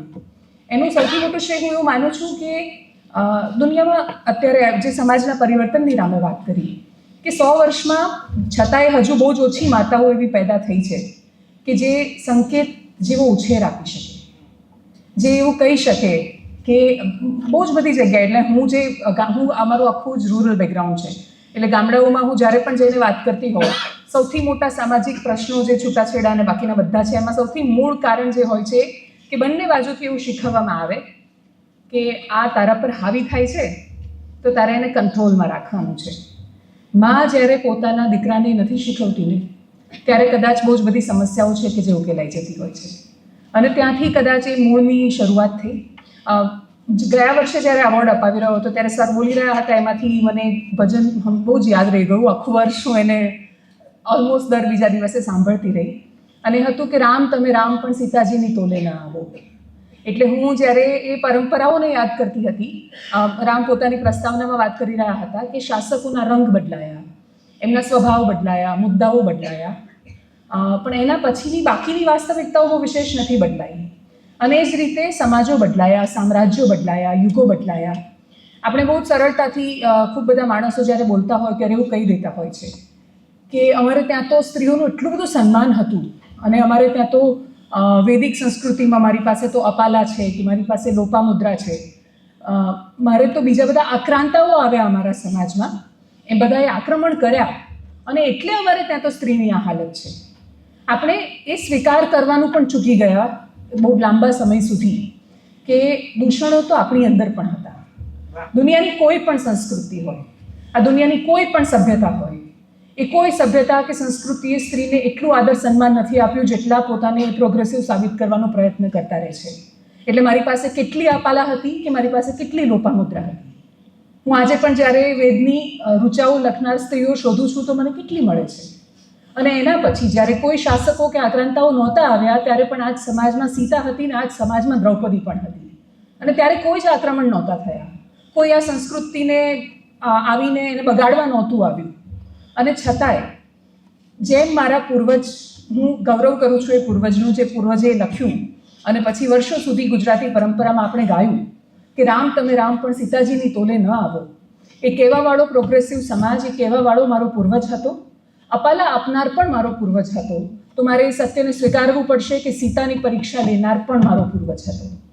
અને એટલે જ હું એવું માનું છું કે સમાજ કોઈ દિવસ સ્ત્રીઓ માટે એટલો સરળ રસ્તો તૈયાર જ નથી કરતો. કોઈ એને સંઘર્ષ માને છે, કોઈ એને વાસ્તવિકતા તરીકે સ્વીકારી લે છે. હું જે સૌથી વધારે શીખી અને જે શીખી રહી છું એ છે જ્યારે હું ગુજરાતના એ ગ્રામ્ય વિસ્તારોમાં જાઉં છું, શહેરોમાં જાઉં છું. હું ગિફ્ટ સિટી, ધોલેરા કે અટલ બ્રિજ કે અમદાવાદના રિવરફ્રન્ટને નકારતી નથી, એ ખૂબ ગમે છે મને, એ મારા માટે ગૌરવનો જ વિષય છે. પણ હું નર્મદાના ડેડિયાપાડા કે છોટાઉદેપુરની સામે આંખ બંધ નથી કરી શકતી. મારી આંખો મને કોઈ દિવસ એ સહમતિ જ નથી આપતી કે હું આંખ બંધ કરીને સ્વીકારી લઉં કે જેમ આ ગૌરવ છે તો એ ગૌરવની છાયાની નીચે, અથવા નર્મદાના કચ્છ સુધી પહોંચેલા પાણીની નીચે છોટાઉદેપુરનું હાફેશ્વર, જ્યાંથી નર્મદાનો ગુજરાતમાં પ્રવેશ થાય છે, અને ત્યાં એક છોકરી માથે બેડું લઈને જાય છે, તો હું એને ઇગ્નોર કરી દઈશ, કેમ કે આ મારા માટે ગૌરવનો વિષય છે. સ્ટેચ્યુ ઓફ યુનિટી મને ખૂબ ગમે છે, અદ્ભુત પ્રવાસન સ્થળ છે. ગુજરાતમાં બહુ જ સરસ રીતે એની વ્યવસ્થાઓ છે, સ્ત્રીઓ બહુ સરસ રીતે ત્યાં રિક્ષા ચલાવે છે, સશક્તિકરણના બહુ જ બધા પ્રયોગો ત્યાં થયા છે. પણ એની બાજુમાં જ આવેલું ઝરવાણી, અને એ ઝરવાણીમાં એક પ્રસૂતાને જ્યારે જોડીમાં આજે લઈ જવી પડે છે, ત્યારે હું એ હકીકતને નથી ઇગ્નોર કરી શકતી. અને એટલે જ એ ઇગ્નોર ન કરી શકવાની વાત, કે પછી જ્યાં એવું લાગે કે અહીંયા તો નહીં રહેવાય, તો બસ એ નહીં રહેવાય એવું લાગે, એ જીવતું રહે સતત. એમાં પણ પરિવારનું બહુ જ મોટું યોગદાન હોય છે. કેમ કે બંને સત્યો છે. સ્ટેચ્યુ ઓફ યુનિટી પણ સત્ય છે અને ઝરવાણી પણ સત્ય છે. બંનેના પોતાના તથ્યો છે.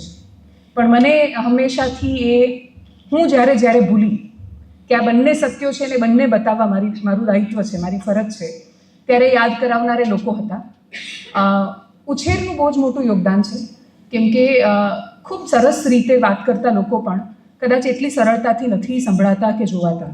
એમની અંદર બહુ બધો દ્રષ્ટિકોણ હોય છે, પણ કદાચ એ પોતાની વાતને એ રીતે મૂકી નથી શકતા. તો હું એ વાતને મૂકી શકું છું, એની પાછળ 100% મારા પપ્પા અને મમ્મી, એમનું એ બેકગ્રાઉન્ડ બહુ જ મને કામ લાગ્યું. સતત વૈદિક ઋચાઓથી જ મારો ઉછેરથી લઈને મોટી થઈ ત્યાં સુધી સતત મેં એ ઋચાઓ સાંભળી, એ શ્લોક સાંભળ્યા, એ વાતો સાંભળી. નિસ્બત હું ત્યાંથી શીખી. જેણે મને શીખવ્યું અને આત્મવિશ્વાસ આપ્યો, વેદની એ વાતે આત્મવિશ્વાસ આપ્યો કે જેણે મને કહ્યું કે અહમ બ્રહ્માસ્મિ, એણે કહ્યું કે બ્રહ્મ મારી અંદર પણ છે, અને એણે જ મને શીખવ્યું કે બ્રહ્મ ભેદ નથી કરતો. બ્રહ્મ એવું નથી કહેતો, અહમ બ્રહ્માસ્મિ હું જ્યારે કહું છું બ્રહ્મ મારી અંદર છે એમ કહું છું, ત્યારે મને એવું નથી કહેતો કે તું સ્ત્રી છે તો તારી અંદર 0.5% ઓછો છું. એ બિલકુલ સમાન રીતે મારી અંદર છે. એ વાત મને જ્યાંથી શીખવા મળી. ભેદભાવ નામનો શબ્દ બહુ જ મોટી થઈ પછી સમજાયો કે હા, ભેદભાવ હોય છે. એ પ્રકારનું વાતાવરણ ક્યારેય જે લોકોએ મારા માટે સર્જ્યું, મારી મોટી બહેન પણ આવેલી છે, કૃપા, મારી નાની બહેન, એ બધા જ લોકો છે કે જે લોકોએ એ વાતાવરણમાં હંમેશા મને ક્યારેય અહેસાસ ન અપાવ્યો કે આ દુનિયામાં આગળ જતાં તારા માટે બહુ જ બધા પડકારો હશે. દુનિયામાં ગઈ ત્યારે પડકારો માટે હું તૈયાર હતી. જ્યારે રોકાઈ ત્યારે મમ્મી હતી કે જાણે ધક્કો મારીને કહ્યું કે દુનિયા તો આ જ છે, તારે લડવાનું છે. તો એ વાતાવરણ સર્જવા માટે બધાનો આભાર. અને દાદાને એટલા માટે થેન્ક યુ સો મચ, કેમ કે મને એવું લાગે છે કે આ કારણે કદાચ હું આ બધાને આટલી સરસ રીતે યાદ કરી રહી છું. બાકી એટલા બધા ખોવાઈ જઈએ છીએ પોતાની વાતોમાં, રોજિંદા કામોમાં, કે નથી યાદ કરી શકતા એ કોઈને જેમનું બહુ બધું યોગદાન રહ્યું હોય છે. તમારી બાજુમાં તમે યશપાલની જ્યારે હું ફિલ્મ જોઈ રહી હતી ત્યારે હું એવું ખાસ કહીશ કે જેટલા ડિજિટલ માધ્યમો ચાલે છે એ બધાને ઈર્ષ્યા છે કે એમની પાસે ભાવનગરમાં યશપાલ નથી. જબરદસ્ત વ્યૂઝ ખેંચીને લાવે છે. બહુ સરસ સ્ટોરીઝ થતી હોય છે. અને એટલે જ આ બધા જ લોકોની જ્યારે હું આ વાતો સાંભળી રહી હતી અથવા ફિલ્મ જોઈ રહી હતી, થેન્ક યુ ડૉક્ટર કિરણ કાપુરે, એમણે બહુ સરસ રીતે આ લખ્યું છે અને એ સરસ રીતે પ્રસ્તુત પણ થયું છે. એટલે એમનો પણ આભાર કે આટલી સરળતાથી અને આટલું સરસ રીતે લખી દીધું. અને મારી ટીમ અહીંયા છે જમાવટની, અને એમને એટલા માટે થેન્ક યુ સો મચ, કેમ કે કોઈ એક માણસનો વિચાર એને બધા પોતાનો વિચાર બનાવીને અપનાવી લે અને પછી એવું માને કે ના આ જ અમારી વિચારધારા. એટલે અમે લોકો જ્યારે એકબીજાને મળીએ ત્યારે ખૂબ પ્રેમથી જય જમાવટ એવું કહીએ. એટલે અમે જ્યારે પ્રોટેસ્ટ કવર કરવા જતા છોકરાઓના, સ્ટુડન્ટ્સના, તો એ લોકોને એ વખતે ડિજિટલ માધ્યમો હતા નહીં. અમે લગભગ એક જ હતા એ વખતે શરૂઆતમાં, અને ત્યારે કોઈ ટીવી એમને એટલું કવરેજ નહોતું આવતું. તો અમે જ્યારે એમને ચલાવતા સતત, તો એ લોકો એટલા લાગણીથી જોડાઈ ગયા અમારી સાથે કે ગુજરાતના એ હિસ્સાને પણ એવું લાગ્યું કે જમાવટ એનું છે, આ લોકોને પણ એવું લાગ્યું કે જમાવટ એમનું છે. અને એ જમાવટ જ્યારે બધાનું થઈ ગયું, એક ચેનલ જ્યારે બધાની થઈ જાય ત્યારે જ જમાવટ થાય. અને એટલે જ એ બધાનો દિલથી આભાર અને thank you so much. Thank you.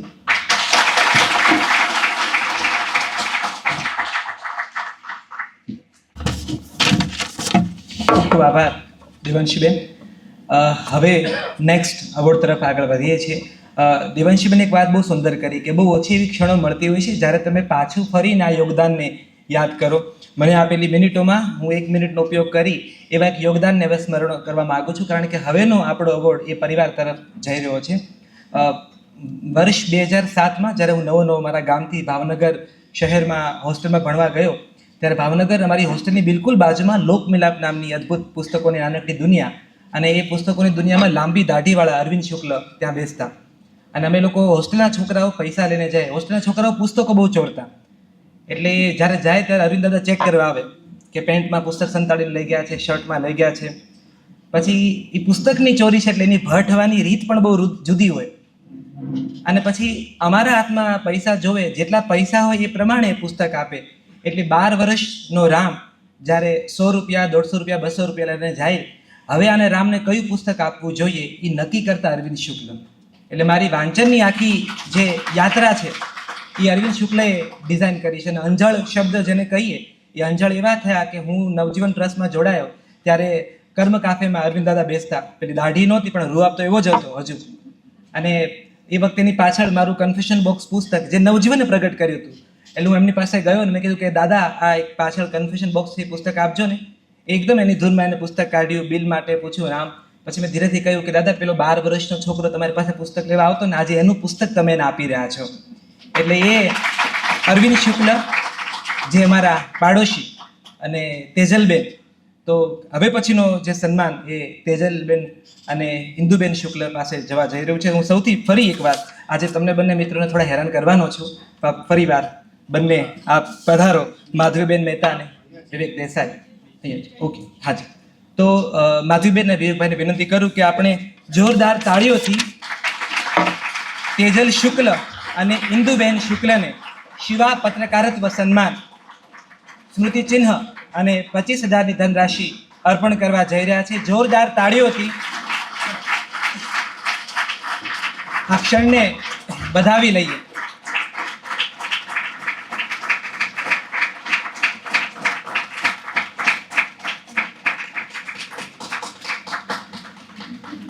માતા અને પુત્રીની આ બેલડી અત્યારે પોખાઈ રહી છે. જે ક્ષણે સમય એવો કાળો છે કે દીકરીને સંકોરવાની શિખામણ માં આપતી હોય, એની વચ્ચે દીકરીને વિસ્તરવાની શિખામણ આપતી માં પોખાઈ રહી છે. આદરણીય ઇન્દુબેનને ખૂબ ખૂબ અભિનંદન. તેજલબેનને વિનંતી કરીશ કે આપ પધારો અને પેલું દુર્ગા ભાભી વેશ પલટો કરીને ભગતસિંહને ટ્રેનમાં લઈ ગયેલા કંઈક એવું કૌતક એમણે હાઈકોર્ટમાં વકીલ બનીને કર્યું હતું, એ દુર્ગા ભાભીનું મને સ્મરણ થઈ ગયું. તો તેજલબેન આવો અને તમારી વાત રજૂ કરો. આભાર રામભાઈ, વિવેકભાઈ, મારા સર્વ શુભેચ્છક મિત્રો. સૌથી પહેલાં હું થેન્ક યુ કહીશ મારા પપ્પા મમ્મીને, મારા મોસાળને, મારા ભાઈ બહેનને, અને સૌથી પ્રિય એવા આજે સૌથી હું ખુશ થઈ કે મને જેણે લીગલ રિપોર્ટિંગ કરતાં શીખવાડ્યું છે ને એ વ્યક્તિ અહીંયા હાજર છે, સઈદ ખાન. સઈદભાઈ થેન્ક યુ. લીગલ રિપોર્ટિંગ જ્યારે મને એ જ નહોતી ખબર પડતી કે હાઈકોર્ટની અંદર ઘણી બધી કોર્ટ હોય, પણ પનિશમેન્ટ બીટ ઉપર મને જ્યારે હાઈકોર્ટ સોંપ્યું અને હું હાઈકોર્ટ ગઈ ત્યારે સઈદ ખાન, અપૂર્વ ત્રિવેદી, પરિમલ ડાભી, અલ્પેશ ભટ્ટ, નિકુંજભાઈ, ઘણા બધા મિત્રો હતા. થોડીક હું ડરતી હતી કારણ કે આપણું પરિવાર ક્યારેય કોર્ટમાં ગયું નથી, કોર્ટ એટલે શું એ ખબર નથી, હાઈકોર્ટમાં આટલી બધી કોર્ટ હોય એ પણ ખબર નથી, નીચલી કોર્ટ એટલે શું, હાઈકોર્ટ એટલે શું, કશી જ ખબર નહોતી. પણ પનિશમેન્ટ બીટ અપાતી હતી પહેલાં હાઈકોર્ટ, એટલે મને પનિશમેન્ટ બીટ એટલા માટે આપી હતી કે મારા જે મહિલા એડિટરે મને જે કામ કરવાનું કહ્યું હતું એ કરવાની મેં ચોખ્ખી ના પાડી દીધી હતી કે મારે નથી કરવું, હું નહીં કરું. હવે વાતની શરૂઆત એટલે કરીશ કે મેં સઈદભાઈને જોયા ત્યારે હું બહુ ખુશ થઈ ગઈ હતી કે સઈદભાઈ અહીંયા છે, એ વાતનો મને બહુ જ આનંદ છે. એક અમેરિકન મહિલાએ એવું કહ્યું હતું કે ઓળખ એ તમારી આત્માને પૂરણ કરવા માટેનું એક કામ છે. શિવાની ભાભી કે જેનું સન્માન આજે મને ને મારી મમ્મીને મળ્યું છે, એ આત્માની ઓળખ કરનાર શિવાની ભાભી, એમની સાથે બહુ ઓછો પણ બહુ સરસ સમય મને મળ્યો હતો. એ મને ઘણી વખત રૂબરૂ એવું પણ કહેતા હતા કે દાદા તો સમજ્યા, પુરુષ છે એટલે રખડપટ્ટી કરે, તને બધી રખડપટ્ટી કેવી રીતે ફાવે છે? એટલે મેં કીધું કે દાદા જેવી વ્યક્તિના પેલામાં સૌભાગ્ય મને મળ્યું છે કે કામ કેવી રીતે કરાય અને કેવું કામ કરાય. જનરલી એવું બન્યું છે કે મેં જે કામ કર્યું છે ને ત્યાં મને કોઈ લેડી પત્રકારનો સહયોગ નથી મળ્યો. બધા જ પુરુષ પત્રકારો મને મળ્યા છે કે જેણે મને ખૂબ સાચવી છે. પ્રશાંત દાદા કોણ છે એ જ્યારે મેં સંભાવ મેટ્રોમાં જોબ શરૂ કરી ત્યારે પ્રવીણ ઘમંડે કહ્યું કે તું પ્રશાંતભાઈ દયાળને ઓળખે છે? કીધું ના, મેં નામ સાંભળ્યું છે, એમનું કામ સાંભળ્યું છે પણ મળી નથી. તો કે ચાલ આજે તને મળવા લઈ જાઉં. કીધું ના, મને બીક લાગે છે. એટલે એમણે એવું કહ્યું કે બીવાનું એ લોકોએ હોય પ્રશાંતભાઈથી કે જે ખોટું કરે છે. પ્રશાંતભાઈ એવા મિત્ર છે કે ખાલી આપણે એમ કહીએ કે દાદા એટલે બોલને ડિયર શું હતું, ગમે ત્યારે એ રણકો અચૂક સંભળાય. અને એટલો જ એમની પાસેથી શીખવાનો મોકો મળ્યો નથી. ક્રાઇમ રિપોર્ટિંગ મેં ક્યારેય કર્યું નથી કારણ કે મને ખબર છે કે પ્રશાંતભાઈએ જે જીવન જીવ્યું છે એ જીવવાની કેપેસિટી, અને એમ કહું કે 56ની છાતી ગુજરાતના નહીં ભારતના કોઈ પત્રકારોમાં નથી. એના માટે જે રીતે દાદાએ સહન કર્યું છે, એમના પરિવારે સહન કર્યું છે, આપણા કોઈથી છૂપવું નથી. અને કદાચ એટલે જ કોઈની એટલી હિંમત ના હોઈ શકે કે પ્રશાંતભાઈ બની શકે. શિવાની ભાભી મને કાયમ એવું કહેતા હતા કે તું આટલા બધા પુરુષોની વચ્ચે બેઠી હોય તો તને કંટાળો નથી આવતો? મેં કીધું હવે હું જેન્ડર ભૂલી ગઈ છું કે હું છોકરી છું એમ. હવે હું એ લોકો જેવું બોલવા માંડી છું, એ લોકો જેવું ચાલવા માંડી છું ને એ લોકો જેવું વિચારવા માંડી છું. એક પત્રકારોના જીવનના એક ટિપિકલ વર્ડ વપરાય છે કે સાહસ અને જોખમ બંને પેરેલલ ચાલે છે. સૌથી પહેલું પત્રકારત્વ કરવાનો મેં વિચાર કર્યો ત્યારે મારા મમ્મી ને પપ્પા હરિદ્વાર ગયા હતા, ઘરે નહોતા. એટલે સૌથી પહેલું જોખમ તો એ જ ખેડ્યું મેં કે મમ્મી પપ્પાની ગેરહાજરીમાં મેં ડિસિઝન લીધું કે મારે પત્રકારત્વ કરવું છે. ત્યારે મારો ભાઈ મારી જોડે હતો ધવલ. એ હસ્યો ત્યારે મારું શરીર માંડ 30 કિલો વજન ધરાવતું હતું. એ એવું માનતો હતો કે હું કશું જ ના કરી શકું, હું થાકી જાઉં, મારે બહુ જ ફરવાનું આવશે. એટલે એ હસ્યો. મને કે તારી ઈચ્છા છે ને તો ચાલ હું તારી સાથે આવું. અમે બંને હીરામણીમાં ગયા, ફોર્મ ભર્યું. મમ્મી પપ્પા પાછા આવ્યા હરિદ્વારથી તો ભાઈએ એવું કીધું કે આણે પરાક્રમ કર્યું છે કે આણે હીરામણીમાંથી જર્નાલિઝમ કરવાનો વિચાર કર્યો છે. પણ મમ્મી ને પપ્પા કે જેના બંનેના જીવનમાં આ બંને વસ્તુ હતી જ, એક શબ્દ પણ એ લોકોએ મને સવાલ નથી કર્યો કે શું કામ તારે પત્રકારત્વ કરવું છે, કે આનાથી આમ થશે, કે આનાથી આમ થશે, આ ના કરવું જોઈએ. આવું ક્યારેય નેગેટિવ વાત મારા પપ્પાએ કે મમ્મીએ મને ક્યારેય કરી નથી. ખાલી એવું કહ્યું હતું કે આપણો સમાજ જે રીતે જઈ રહ્યો છે કે છોકરીઓ પત્રકારત્વમાં હોય એટલે જ્યારે એને લગ્ન કરવાનું આવે ને ત્યારે તકલીફ પડે. મેં મારે લગ્ન કરવા જ નથી. આ મારું બીજું સાહસ હતું. લગ્ન નહીં કરવાની વાતથી સૌથી મોટી ફાળ હંમેશા મમ્મીને પડે. છતાં આ એક બીજી વસ્તુ કે જે સાહસની કહેવાય, જોખમની કહેવાય, કે મમ્મીએ આજ દિન સુધી મને ક્યારેય કોઈ વસ્તુનું દબાણ નથી કર્યું કે તારે લગ્ન ના કરવા જોઈએ. લગ્ન નહીં કરીને પણ તું સારું કરી શકતી હોય, તું સારું તારું જીવન જીવી શકતી હોય તો જીવી શકે. મમ્મી અને પપ્પાએ ઓલવેઝ મારી દરેક સ્ટેપને એક પણ નેગેટિવ વાત કયા વગર એપ્રિશિએટ કરી છે, માની છે. મારો ભાઈ, જ્યારે હું જર્નાલિઝમ ટ્રેની રિપોર્ટર હતી ત્યારે ધવલ મને કાયમ એવું કહેતો હતો કે તું બહાર લડી લે, ઝઘડી લે, જે કરવું હોય કર, ઘરની ચિંતા ના કરતી. આ જે વસ્તુ છે કે તમારા ઘરમાં કોઈ વ્યક્તિ એવું કહે કે હું બેઠો છું કે હું બેઠી છું, એનાથી વધુ બળ ક્યાંય નથી મળતું. મારા પપ્પા, મારી મમ્મી, મારો ભાઈ, આ 3 વ્યક્તિના બળના લીધે અત્યારે હું જ્યાં બી પહોંચી છું એ માત્ર એમના લીધે પહોંચી છું.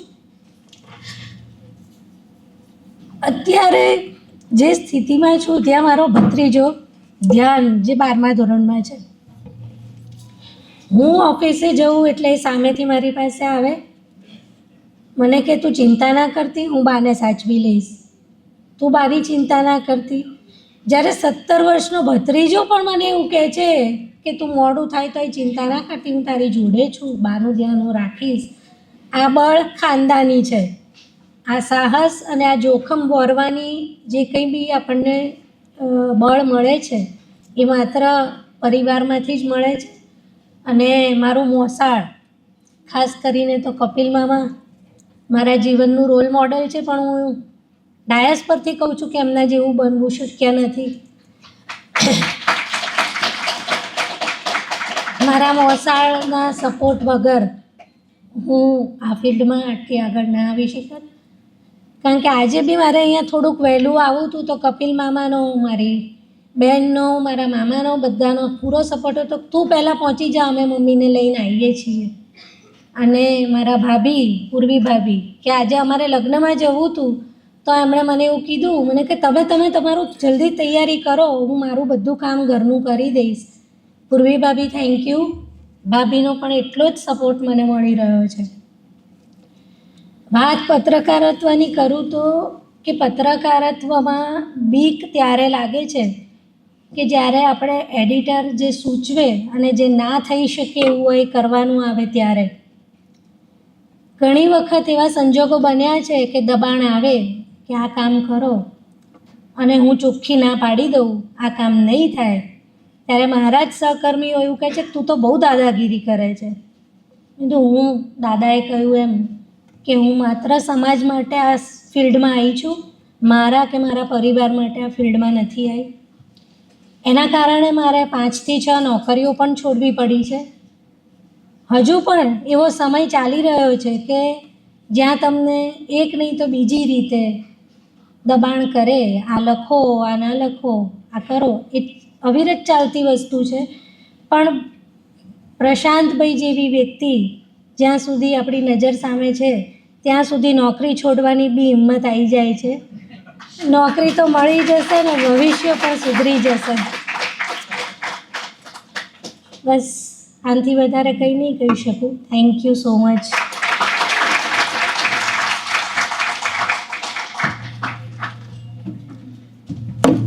ખૂબ ખૂબ આભાર તેજલબેન. ગુજરાતીમાં કહે છે પહેલો સગો પાડોશી, અમે પાડોશી છીએ, એટલે તેજલબેનનો આભાર. જંગલમાં જઈએ ને આપણે ત્યારે જંગલના રસ્તાઓમાં કેટલીક કેડીઓ અદ્ભુત રીતે પગદંડીઓ, હવે આગળ કોણ ચાલીને ગયું, કોણે કાંટાને સુવાળા કર્યા ખબર નથી, પણ હું કહું કે તેજલબેન છે કે દેવાંશીબેન છે કે ગોપીબેન છે, આ બધા એવા મહિલા પત્રકારો છે જે આવા સમાજના એક નજરોના કાંટાળા જંગલમાં પગદંડી કઈ કેટલી દીકરીઓ માટે કોતરે છે. એટલે આ દીકરીઓ માટે એકવાર ફરી જોરદાર તાળીઓ, જે નવી પેઢી માટે રસ્તો મોકળો કરે છે. ફરી એકવાર માધવીબેન અને વિવેકભાઈ મંચ ઉપર આપનું સ્થાન ગ્રહણ કરજો. આપણે સાસુ વહુને પોખ્યા, મા દીકરીને પોખ્યા અને હવે એક દંપતીને પોખવાના છે. મરાઠી સાહિત્યમાં એક અદ્ભુત કૃતિ છે સુનિતા દેશપાંડે, પુલ દેશપાંડેના પત્ની, આ હે મનોહર તરી. અને એ પુલ દેશપાંડે મરાઠીમાં તો ખૂબ મોટું ભારતીય સાહિત્યકાર તરીકે પંકાયેલા છે. એમના પત્ની એવું લખે છે કે પુલ સાથે જીવવું એટલે પાલવમાં દીવો સંતાડીને રાખવું. એ દીવો ઓલવાય ન જાય એનું પણ ધ્યાન રાખવાનું, અને એ દીવાના જ્યોતિ મારો પાલવ ન દાજે એ પણ ધ્યાન રાખવાનું. એટલે જ્યારે પતિ કોઈ એક ફિલ્ડમાં આટલો સક્રિય હોય ત્યારે પત્નીઓ હંમેશા પાલવમાં દીવો ઢાંકતી હોય છે. તો એવો દીવો ઢાંકતા ધર્મિષ્ઠાબા અને આપ આવો યશપાલસિંહ મંચ ઉપર પોતાનું સ્થાન. આપણે હવે યશપાલસિંહ અને ધર્મિષ્ઠાબાનું સન્માન કરીશું. શિવા પત્રકારત્વ સન્માન સ્મૃતિ ચિહ્ન અને 25,000ની ધનરાશિ સાથે આ દંપતીનું આપણે સન્માન કરી રહ્યા છીએ. છેલ્લા 5 વર્ષથી યશપાલસિંહ નવજીવન ન્યૂઝ સાથે જોડાયેલા છે. એ ભાવનગરમાં રહી અદ્ભુત ફિલ્ડ વર્ક કરી રહ્યા છે. યશપાલસિંહ અને ધર્મિષ્ઠાબા.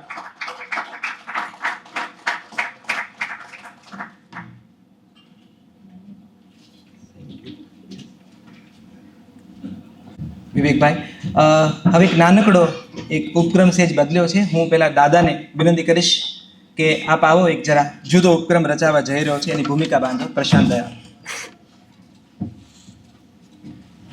આ છેલ્લી ઘડીએ એક એમાં જે સુધારો થયો હતો કાર્યક્રમમાં એવો છે કે આપણે યશપાલસિંહનું સન્માન કરીએ છીએ, પણ યશપાલસિંહને આ લત જે માણસે લગાડી છે એ માણસને પણ સજા તો મળવી જ જોઈએ. અહીંયા વિજયસિંહ પરમાર છે. બહુ વર્ષો પહેલાં વિજયસિંહને જ્યારે અમે મેરા ન્યૂઝ શરૂ કર્યું 2016માં, ત્યારે વિજયસિંહ કીધું અમારી પાસે એક ધૂની માણસ છે જે સૌરાષ્ટ્રના ગામડાઓમાં ફરે છે, જે પત્રકારત્વ પણ ભણ્યું નથી, પણ એની અંદર લડવાની તાકાત છે, પણ સમસ્યા એવી છે કે એને લખતા નથી આવડતું. મેં કીધું તો લખતા નથી આવડતું તો કરશે શું માણસ? તો કે સમાચાર આપશે તમને. આ માણસ પણ જેણે યશપાલસિંહને આ લત લગાડી એ પણ વેલ્ડિંગનું કામ કરે છે, હિંચકા બનાવે છે, લપસણી બનાવે છે. અને જે સમજ હોવી જોઈએ એક પત્રકાર તરીકેને કે હું જ્ઞાતિ, ધર્મ, જાતિથી ઉપર છું અને પછી મારે એ કામ કરતાં કરતાં મારા પોતાના માણસ સાથે પણ લડવું પડે. એને કદાચ એ દુઃખી થાય, નારાજ થાય તો પણ હું મારું કામ કરીશ. એ છે, હવે એક નવી ઓળખ આપું છું. યશપાલસિંહના પિતા છે હઠીસિંહભાઈ.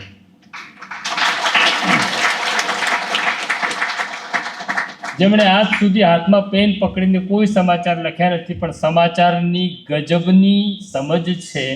હું એવું કહીશ કે પત્રકારત્વની યુનિવર્સિટીમાં ગોલ્ડ મેડલ મળ્યા પછી પણ જે સમજ ન આવે એવી સમજ, અને કોને સમાચાર કહેવાય ને સમાચારની તાકાત શું છે એ હઠીસિંહને ખબર છે. અમે બહુ સાથે કામ કર્યું. હું સદનસીબી છું કે મેં પિતા સાથે પણ કામ કર્યું અને હવે પુત્ર સાથે પણ કામ કરી રહ્યો છું. તો હઠીસિંહભાઈને તો બોલાવીએ છીએ, પણ એમના પત્ની છે કુંદનબા, એમને પણ બોલાવીએ છીએ. હું માધવી અને વિવેકને વિનંતી કરીશ મંચ ઉપર આવે. હઠીસિંહભાઈ અને કુંદનબાને પણ વિનંતી કરીશ કે અમારું એક નાનકડું સન્માન તમે પણ સ્વીકારો.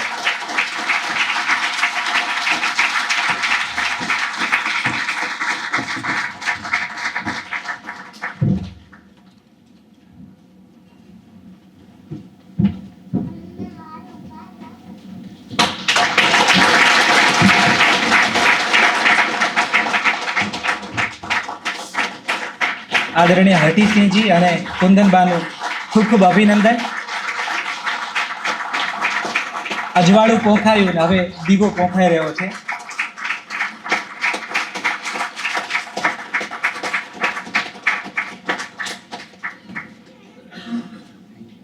ખૂબ ખૂબ આભાર. આજના હવે મહેમાન જે ઉપક્રમમાં આપણી વચ્ચે પધાર્યા છે, જો એક સમયના એના વિદ્યાર્થી અને પછી એ વિદ્યાર્થી અહીંયા મહેમાન બનીને પધારે, આ આખી જે વિદ્યા ઉપક્રમ કે આ જે પરંપરા છે એને તો બિલકુલ વંદન કરવાનું મન થાય. માધવીબેન મહેતા સામાજિક કાર્યકર તો છે જ, ઉદ્યોગ સાહસિક તો છે જ, પણ ઝાલાવાડ ચેમ્બર ઓફ કોમર્સના પ્રથમ પ્રેસિડેન્ટ છે. અત્યાર સુધી 2 પ્રેસિડેન્ટ હતા મહિલા, એમાંના આ એક માધવીબેન. અને ભાવના રોડવેઝના તેઓ ડિરેક્ટર અને વિકાસ વિદ્યાલય સુરેન્દ્રનગરના તેઓ સેક્રેટરી છે. તો હું આદરણીય માધવીબેનને વિનંતી કરીશ કે આપ પધારો અને આપની વાત રજૂ કરો.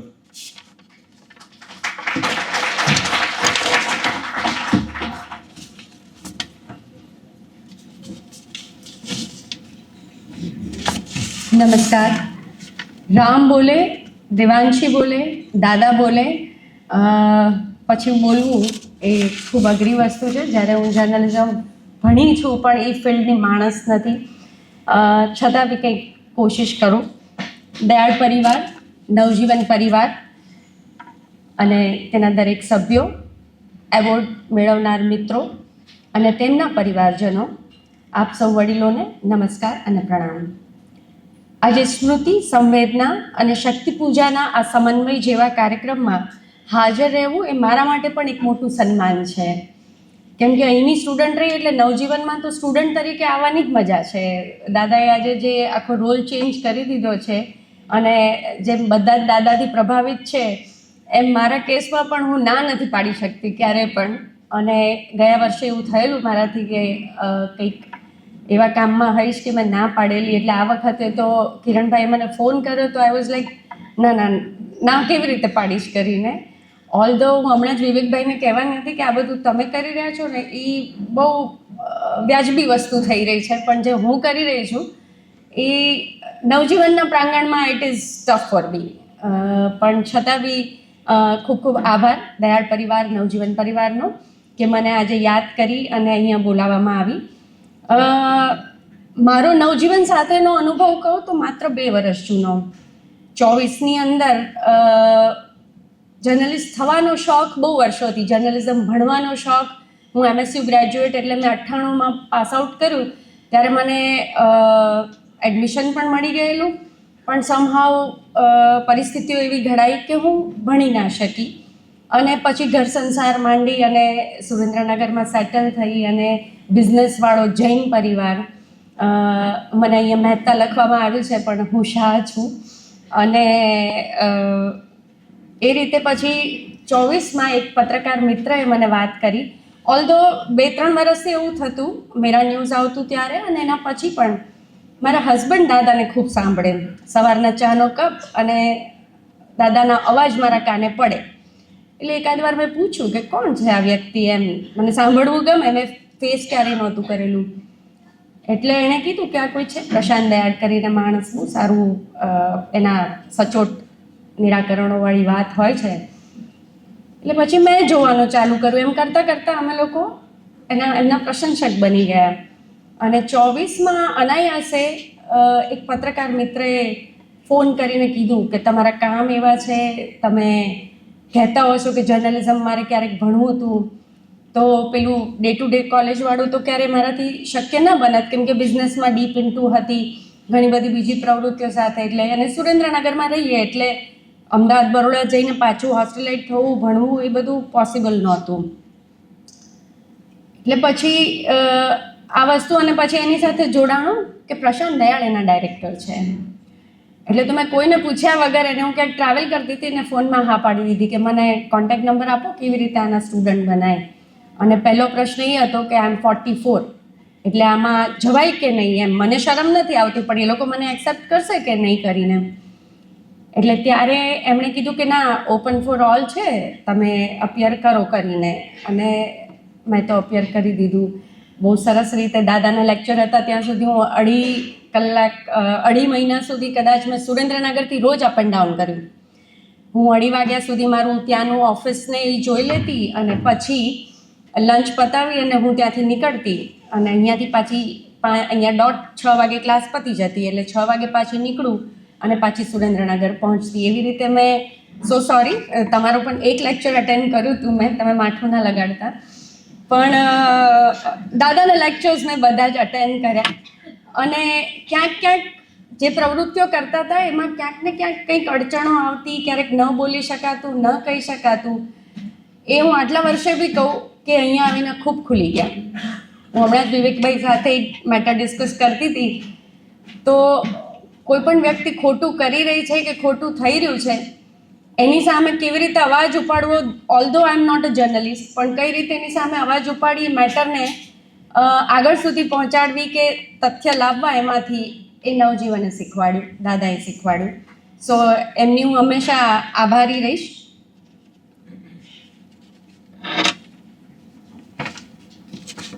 એટલે દાદા મારો શિવાનીજી સાથે કોઈ ક્યારેય ટચ નહીં. દાદા પણ એમના લેક્ચરોમાં 1 કે 2 વાર અનાયાસે એમના વિશે વાત કરેલી. જનરલી દાદાએ ક્યારેય કોઈ લેક્ચરમાં પરિવાર વિશે કે શિવાનીજી વિશે અમને વધારે ડીપમાં જઈને ક્યારેય વાત ન કરેલી. એમના ડેથ પછી જ્યારે દાદાએ શિવા લખી, અનાયાસે એમની ડેથ વખતે હું ક્યાંક બહાર ફોરેન કન્ટ્રીમાં હતી ને હું મળી ના શકી કે તરત, પણ પછી એમને શિવા લખી અને મેં આજ સુધીમાં 4 વાર વાંચી છે. દર વખતે વાંચું ત્યારે કંઈક એમાંથી નવું મને શીખવા મળે છે, મને જીવનમાં ઉતારવા જેવું મળે છે. અને એના થકી હું પછી આખા પરિવારને ઓળખતી થઈ કે આ પ્રાર્થના છે, આકાશ છે, આ ભૂમિ છે, અને શિવાનીજી કેવું જીવીને ગયા, કેવા મૂલ્યો એમણે આપ્યા. અને ઓલ્ધો હાઉસવાઈફ હતા, આપણે કામ કરતા હોઈએ અમે તો એવું હોય, પણ એમના જે મૂલ્યો હતા એ હાઉસવાઈફ તરીકેના, અને આ લોકોને આટલું મોટું જીવવાનું પ્રેરક બળ પૂરું પાડે એ ખૂબ જ કાબિલે દાદ છે. પ્રશાંત દયાળ એટલે નિષ્ઠા, નિડરતા અને પ્રામાણિકતાનું પ્રતીક આપણે સૌ જાણીએ છીએ. પરંતુ એમને પીઠબળ આપનારી વ્યક્તિ અને જીવનસાથી, એની પાછળ દાદાએ જે એક ઉપક્રમ ચાલુ કર્યો છે તો એ ખૂબ જ સરાહનીય છે.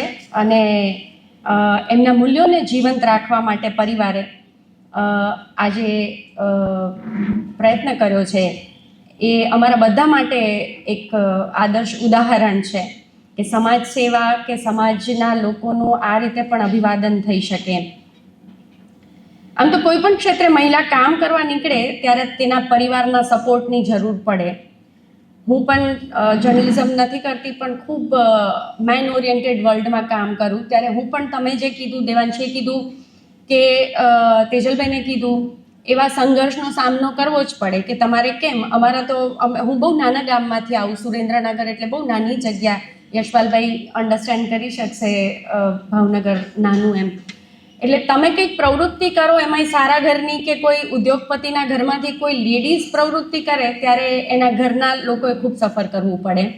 એમને કહેવા જાય કે માધવીને આવું કરાવવાની ક્યાં જરૂર છે. હું ચેમ્બર ઓફ કોમર્સની પ્રેસિડેન્ટ થઈ પહેલી વખત, 60 વર્ષ જૂની ચેમ્બર.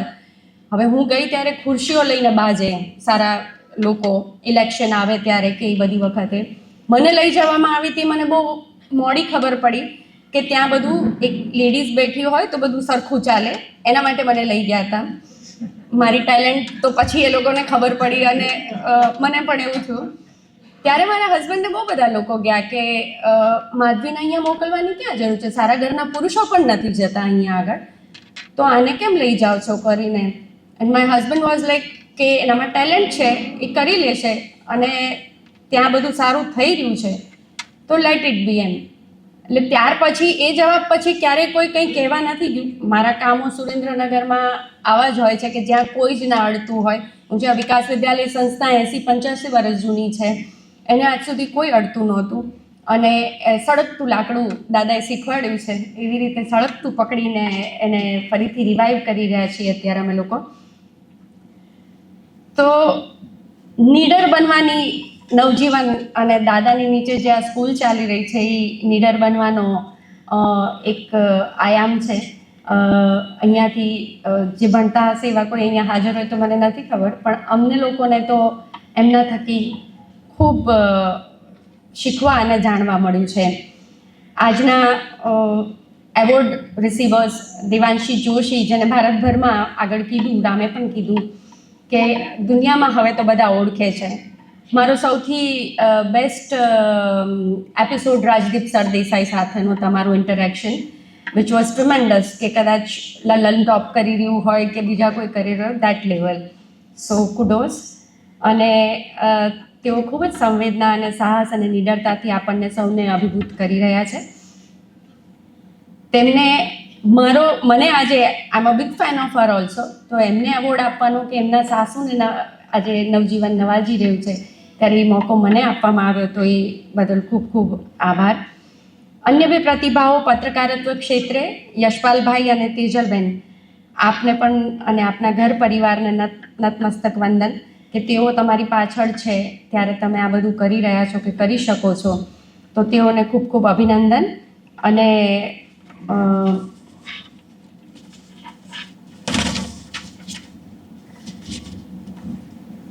આપ સૌને ખૂબ ખૂબ શુભેચ્છાઓ. દયાળ પરિવાર અને નવજીવન પરિવાર દ્વારા શરૂ કરાયેલો આ ઉપક્રમ શિવા એવોર્ડ્સ ખૂબ જ ઊંચાઈ પર પહોંચે તેવી શુભેચ્છાઓ. આભાર. અને માધવીબેન શાહનો ખૂબ ખૂબ આભાર. હવે આપણો કાર્યક્રમ જ્યારે પૂર્ણ તરફ જઈ રહ્યો છે, તો નવજીવન ટ્રસ્ટના મેનેજિંગ ટ્રસ્ટી વિવેક દેસાઈને વિનંતી કરીશ કે વિવેક દેસાઈ આપ આવો અને આપનો રાજીપો વ્યક્ત કરો. નવજીવન ટ્રસ્ટના મેનેજિંગ ટ્રસ્ટી વિવેક દેસાઈ.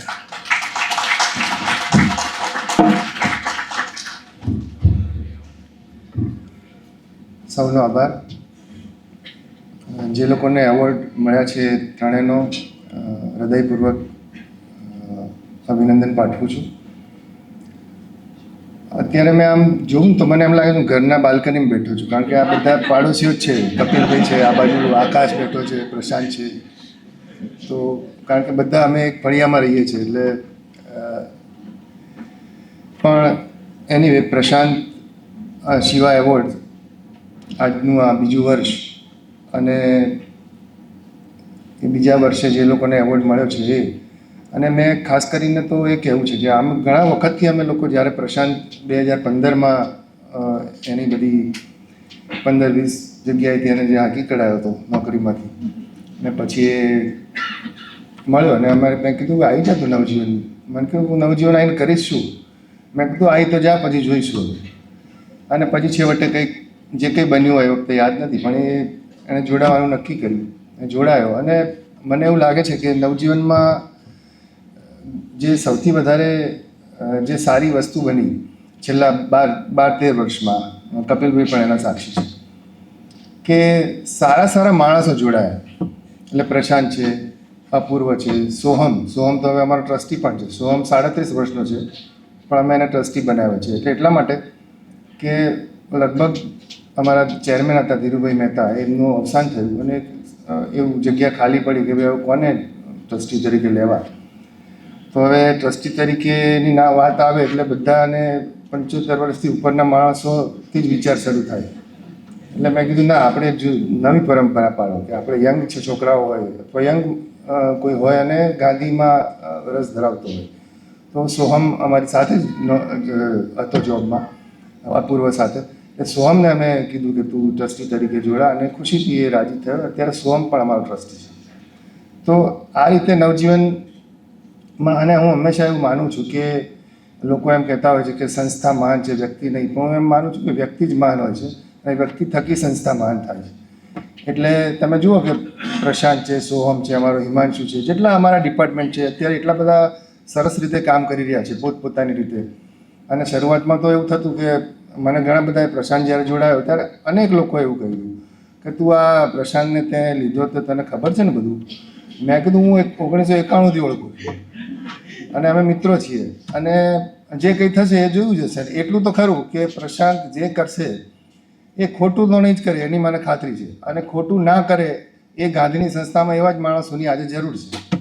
એટલે એવી જ રીતે તમામ લોકો એવી રીતે અમારી સાથે જોડાયા અને અત્યારે સરસ રીતે એમને પોતપોતાના ડિપાર્ટમેન્ટમાં સરસ રીતે આગળ વધી રહ્યા છે. એનો એક રાજીપો છે વ્યક્ત કરું છું.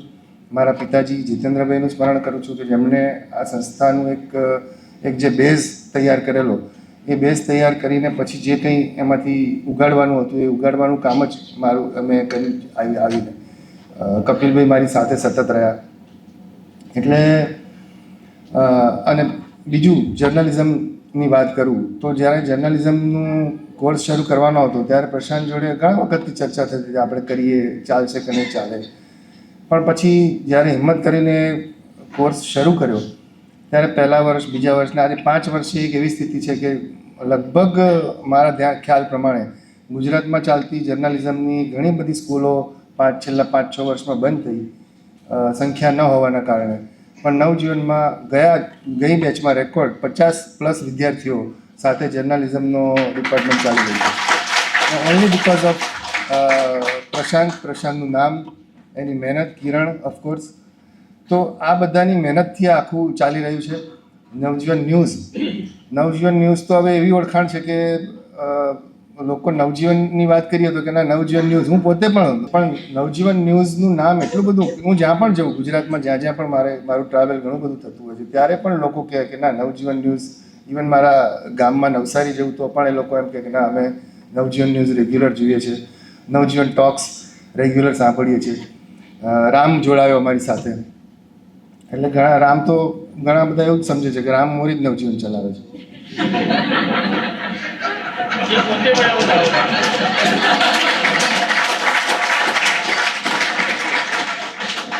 એટલે એ નીચું જોઈને હસી રહ્યો છે, એટલે તું સંમતિ આપે છે આને? પણ એની આવા યંગ છોકરાઓ નવજીવન સાથે જોડાય અને આટલા યંગ છોકરાઓ જોડાય અને નવજીવનને એક એવા લેવલ પર લઈ જાય કે લોકો ઓળખે. અને મને તો બહુ આનંદ થાય છે. લોકો એમ કહે કે રામ મોરીનું નવજીવન, તો મને આનંદ થાય. કોઈ દિવસ એવું નથી થતું કે ના ના, અમારે નવજીવનમાં હું મેનેજિંગ ટ્રસ્ટી છું, એવું ક્યારેય નહીં. હોદ્દાની રૂએ જોડાયેલા કોઈ પણ વ્યક્તિ, નવજીવનમાં પ્રશાંત હોય કે રામ હોય કે સોહમ હોય કે કિરણ હોય, કોઈ, અમે લોકો બહાર ચા પીતા હોઈએ સવારે, કપિલભાઈ પણ ક્યારેક આવે, તમને એવું લાગે જ નહીં કે આ એક પેલું કોર્પોરેટ કલ્ચર જેવી કોઈ વાત નહીં. બધા પોતપોતાની રીતે બેઠા હોય. અમારો જે પ્યુન છે મારો અમિત, એ પણ આ વખતે આમાં જોડાયો છે જર્નલિઝમના ક્લાસમાં. પ્રશાંતે જ કીધું કે તું જોડા, તને મજા આવશે. તો એ આવી રીતે એન્કરેજ કરનારા પ્રશાંત કરે, અમે લોકો કરીએ. એમાંથી આવા સારા પત્રકારો ઊભા થાય અને સમાજને મદદરૂપ થાય.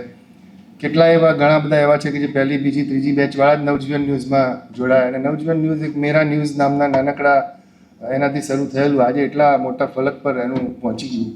સબસ્ક્રાઈબર કેટલા બધા થઈ ગયા. તો એ બધી સક્સેસ આવે છે ક્યાંથી? એમને એમ તો આવતી નથી મહેનત વગર. તો એ મહેનતના સલામ છે પ્રશાંતની. ઓફકોર્સ શિવાનીને તો યાદ કરીએ જ, કારણ કે ઘણા બધા અમે તો પ્રવાસો કરેલા છે જોડે, સાથે તાપણા કરેલા છે, ઘણી બધી સ્મૃતિઓ છે. અને સદાય હું એવું માનતો જ નથી કે શિવાનીએ વિદાય લીધી છે. આપણી વચ્ચે હંમેશા હયાત જ છે. બસ બીજું તો કંઈ ખાસ કહેવાનું મારે રહેતું નથી. પણ આપ સૌ આવ્યા નવજીવનના આંગણે અને આ એવોર્ડને જે રીતે દીપાવ્યો એ બદલ આપ સૌનો આભારી છું. ફરીથી એકવાર જે લોકોને એવોર્ડ મળ્યા છે એ લોકોને અભિનંદન પાઠવું છું. નમસ્કાર. Thank you. આભાર વિવેકભાઈ. હવે કાર્યક્રમની સમાપન વિધિ થઈ રહી છે, ત્યારે દયાળ પરિવારમાંથી હું પ્રાર્થનાને વિનંતી કરીશ. પ્રાર્થના, પ્રશાંતભાઈ એક સિરિયલનું નામ હમણાં મેન્શન કર્યું, આઈ કોઠે કાંઈ કર. તો હું ને વહીની જ્યારે મરાઠી સિરિયલની વાતો કરતા, સુખ મંજર નક્કી કાંઈ અસત, રાધા પ્રેમ રંગે રંગલી કે માજા નવરાસી બાઈકો, ત્યારે અમારી સિરિયલની વાતો હંમેશા એ મૂંગા મોઢે સાંભળતી. અને એ સાંભળતી ખબર નહીં ને એવી પ્રેરણા લીધી કે આજે સાયકોલોજીસ્ટ બની ગઈ. તો એવી અમારી સાયકોલોજીસ્ટ પ્રાર્થના દયાળને વિનંતી કરીશ કે આપ આવો અને દયાળ પરિવાર વતી આપનો રાજીપો વ્યક્ત કરો. પ્રાર્થના દયાળ.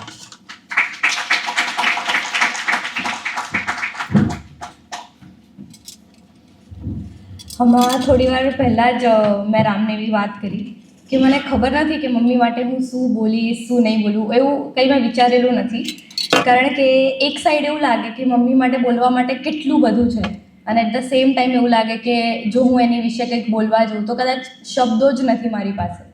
અત્યારે મારું વધારે કામ નાના બાળકો જોડે હોય છે, તો હું રોજે જોઉં છું કે એમની મમ્મી જોડે નાના નાના છોકરાઓ આવતા હોય અને આપણે એમનું અસેસમેન્ટ કરીએ ત્યારે આપણને ખબર પડે કે અરે આનામાં તો આ પ્રોબ્લેમ છે, આ પ્રોબ્લેમ છે.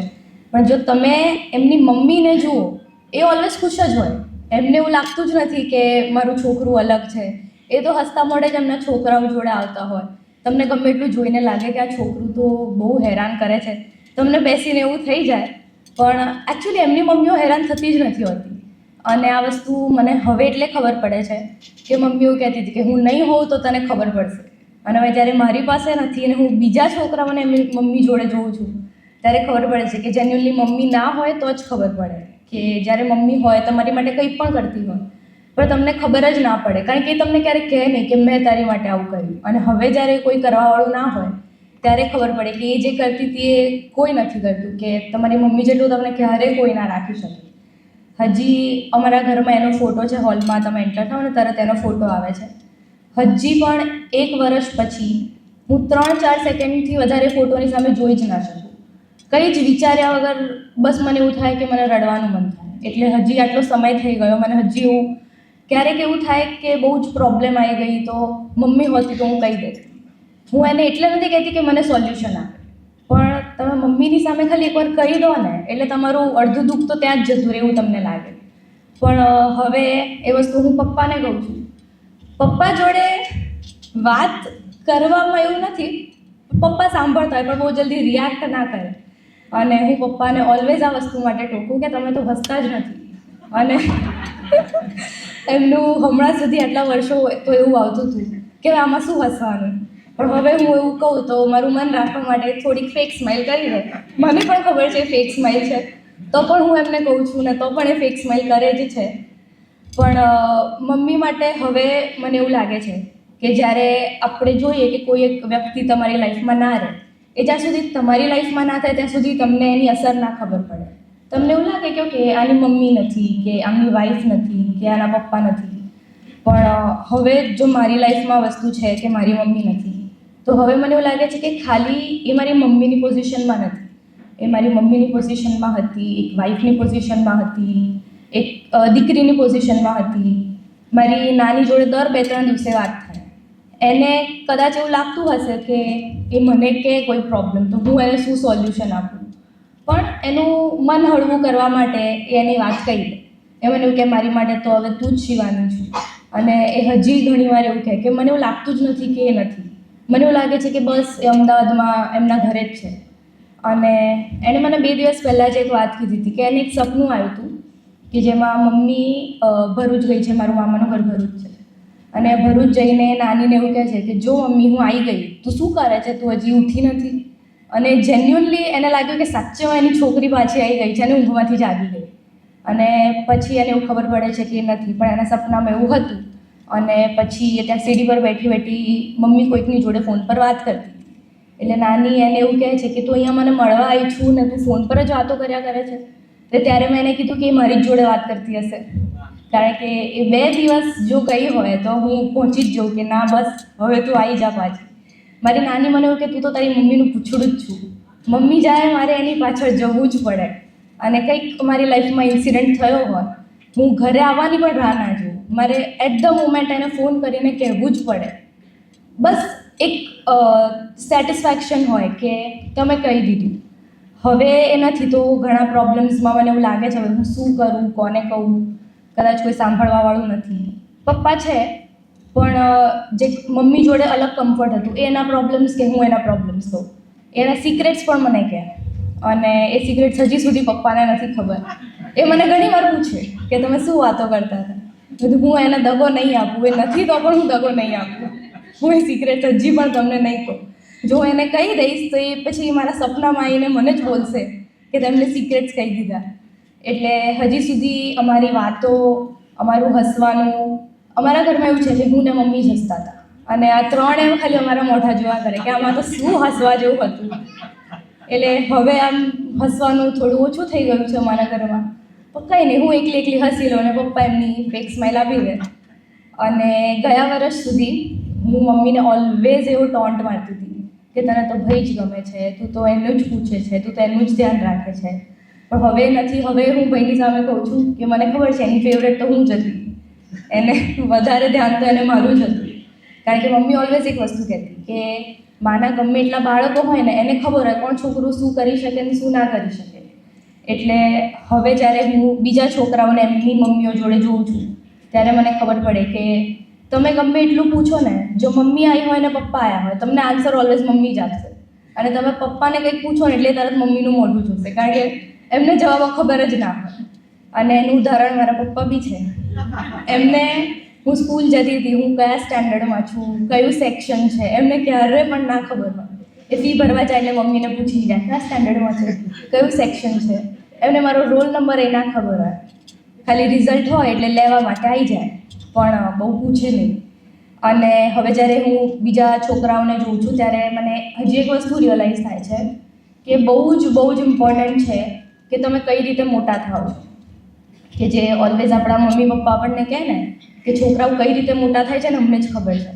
એટલે હવે ખબર પડે છે કે તમારા પેરેન્ટ્સનું કેટલું બધું ઇમ્પોર્ટન્સ છે તમારી લાઈફમાં, કે તમને ઇન્ડિપેન્ડન્ટ બનાવવા, નોટ જસ્ટ ફાઇનાન્શિયલી, પણ તમે મોટા થાઓ, તમે તમારા ડિસિઝન્સ જાતે લો, સાચા હોય ખોટા હોય, પણ ડિસિઝન્સ તમારે જાતે લેવા એ બહુ જ ઇમ્પોર્ટન્ટ છે. એટલે એની માટે હું બહુ જ ગ્રેટફુલ છું કે મને આવા પેરેન્ટ્સ મળ્યા છે કે જેમણે ઓલવેઝ મને એવી છૂટ આપી છે કે તને ગમે છે તો તું કર. અને ઓલવેઝ મારો જે પપ્પાનો ફેવરેટ ડાયલોગ છે, મને આવું લાગે છે પછી તને જે ઠીક લાગે તું કર. અને હું ઓલવેઝ ડિસિઝન એમની પર થોપું કે કંઈક ખોટું થાય તો હું એમને કહું તો તમે કીધું એટલે મેં કર્યું. પણ એ શીખવું બી એટલું જ ઇમ્પોર્ટન્ટ છે, હવે મને રિયલાઇઝ થાય છે.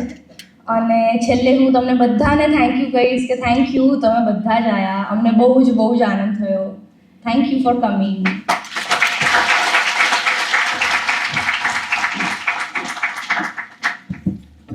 આભાર પ્રાર્થના. શિવા પત્રકારત્વ સન્માન આ સાંજને બધા આપ સૌ પધાર્યા. હું હંમેશા ગયા વર્ષે પણ મેં આ વાત કરી હતી કે તાજમહેલ બનાવવાની રીત સૌની જુદી છે અને આ દયાળ પરિવારનો તાજમહેલ છે.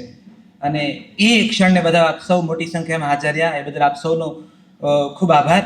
નવજીવન ટ્રસ્ટ પરિવાર અને દયાળ પરિવાર વતી આપ સૌને અનેકાનેક શુભકામના, વિજેતાઓને અને પરિવારને પણ અનેકાનેક અભિનંદન.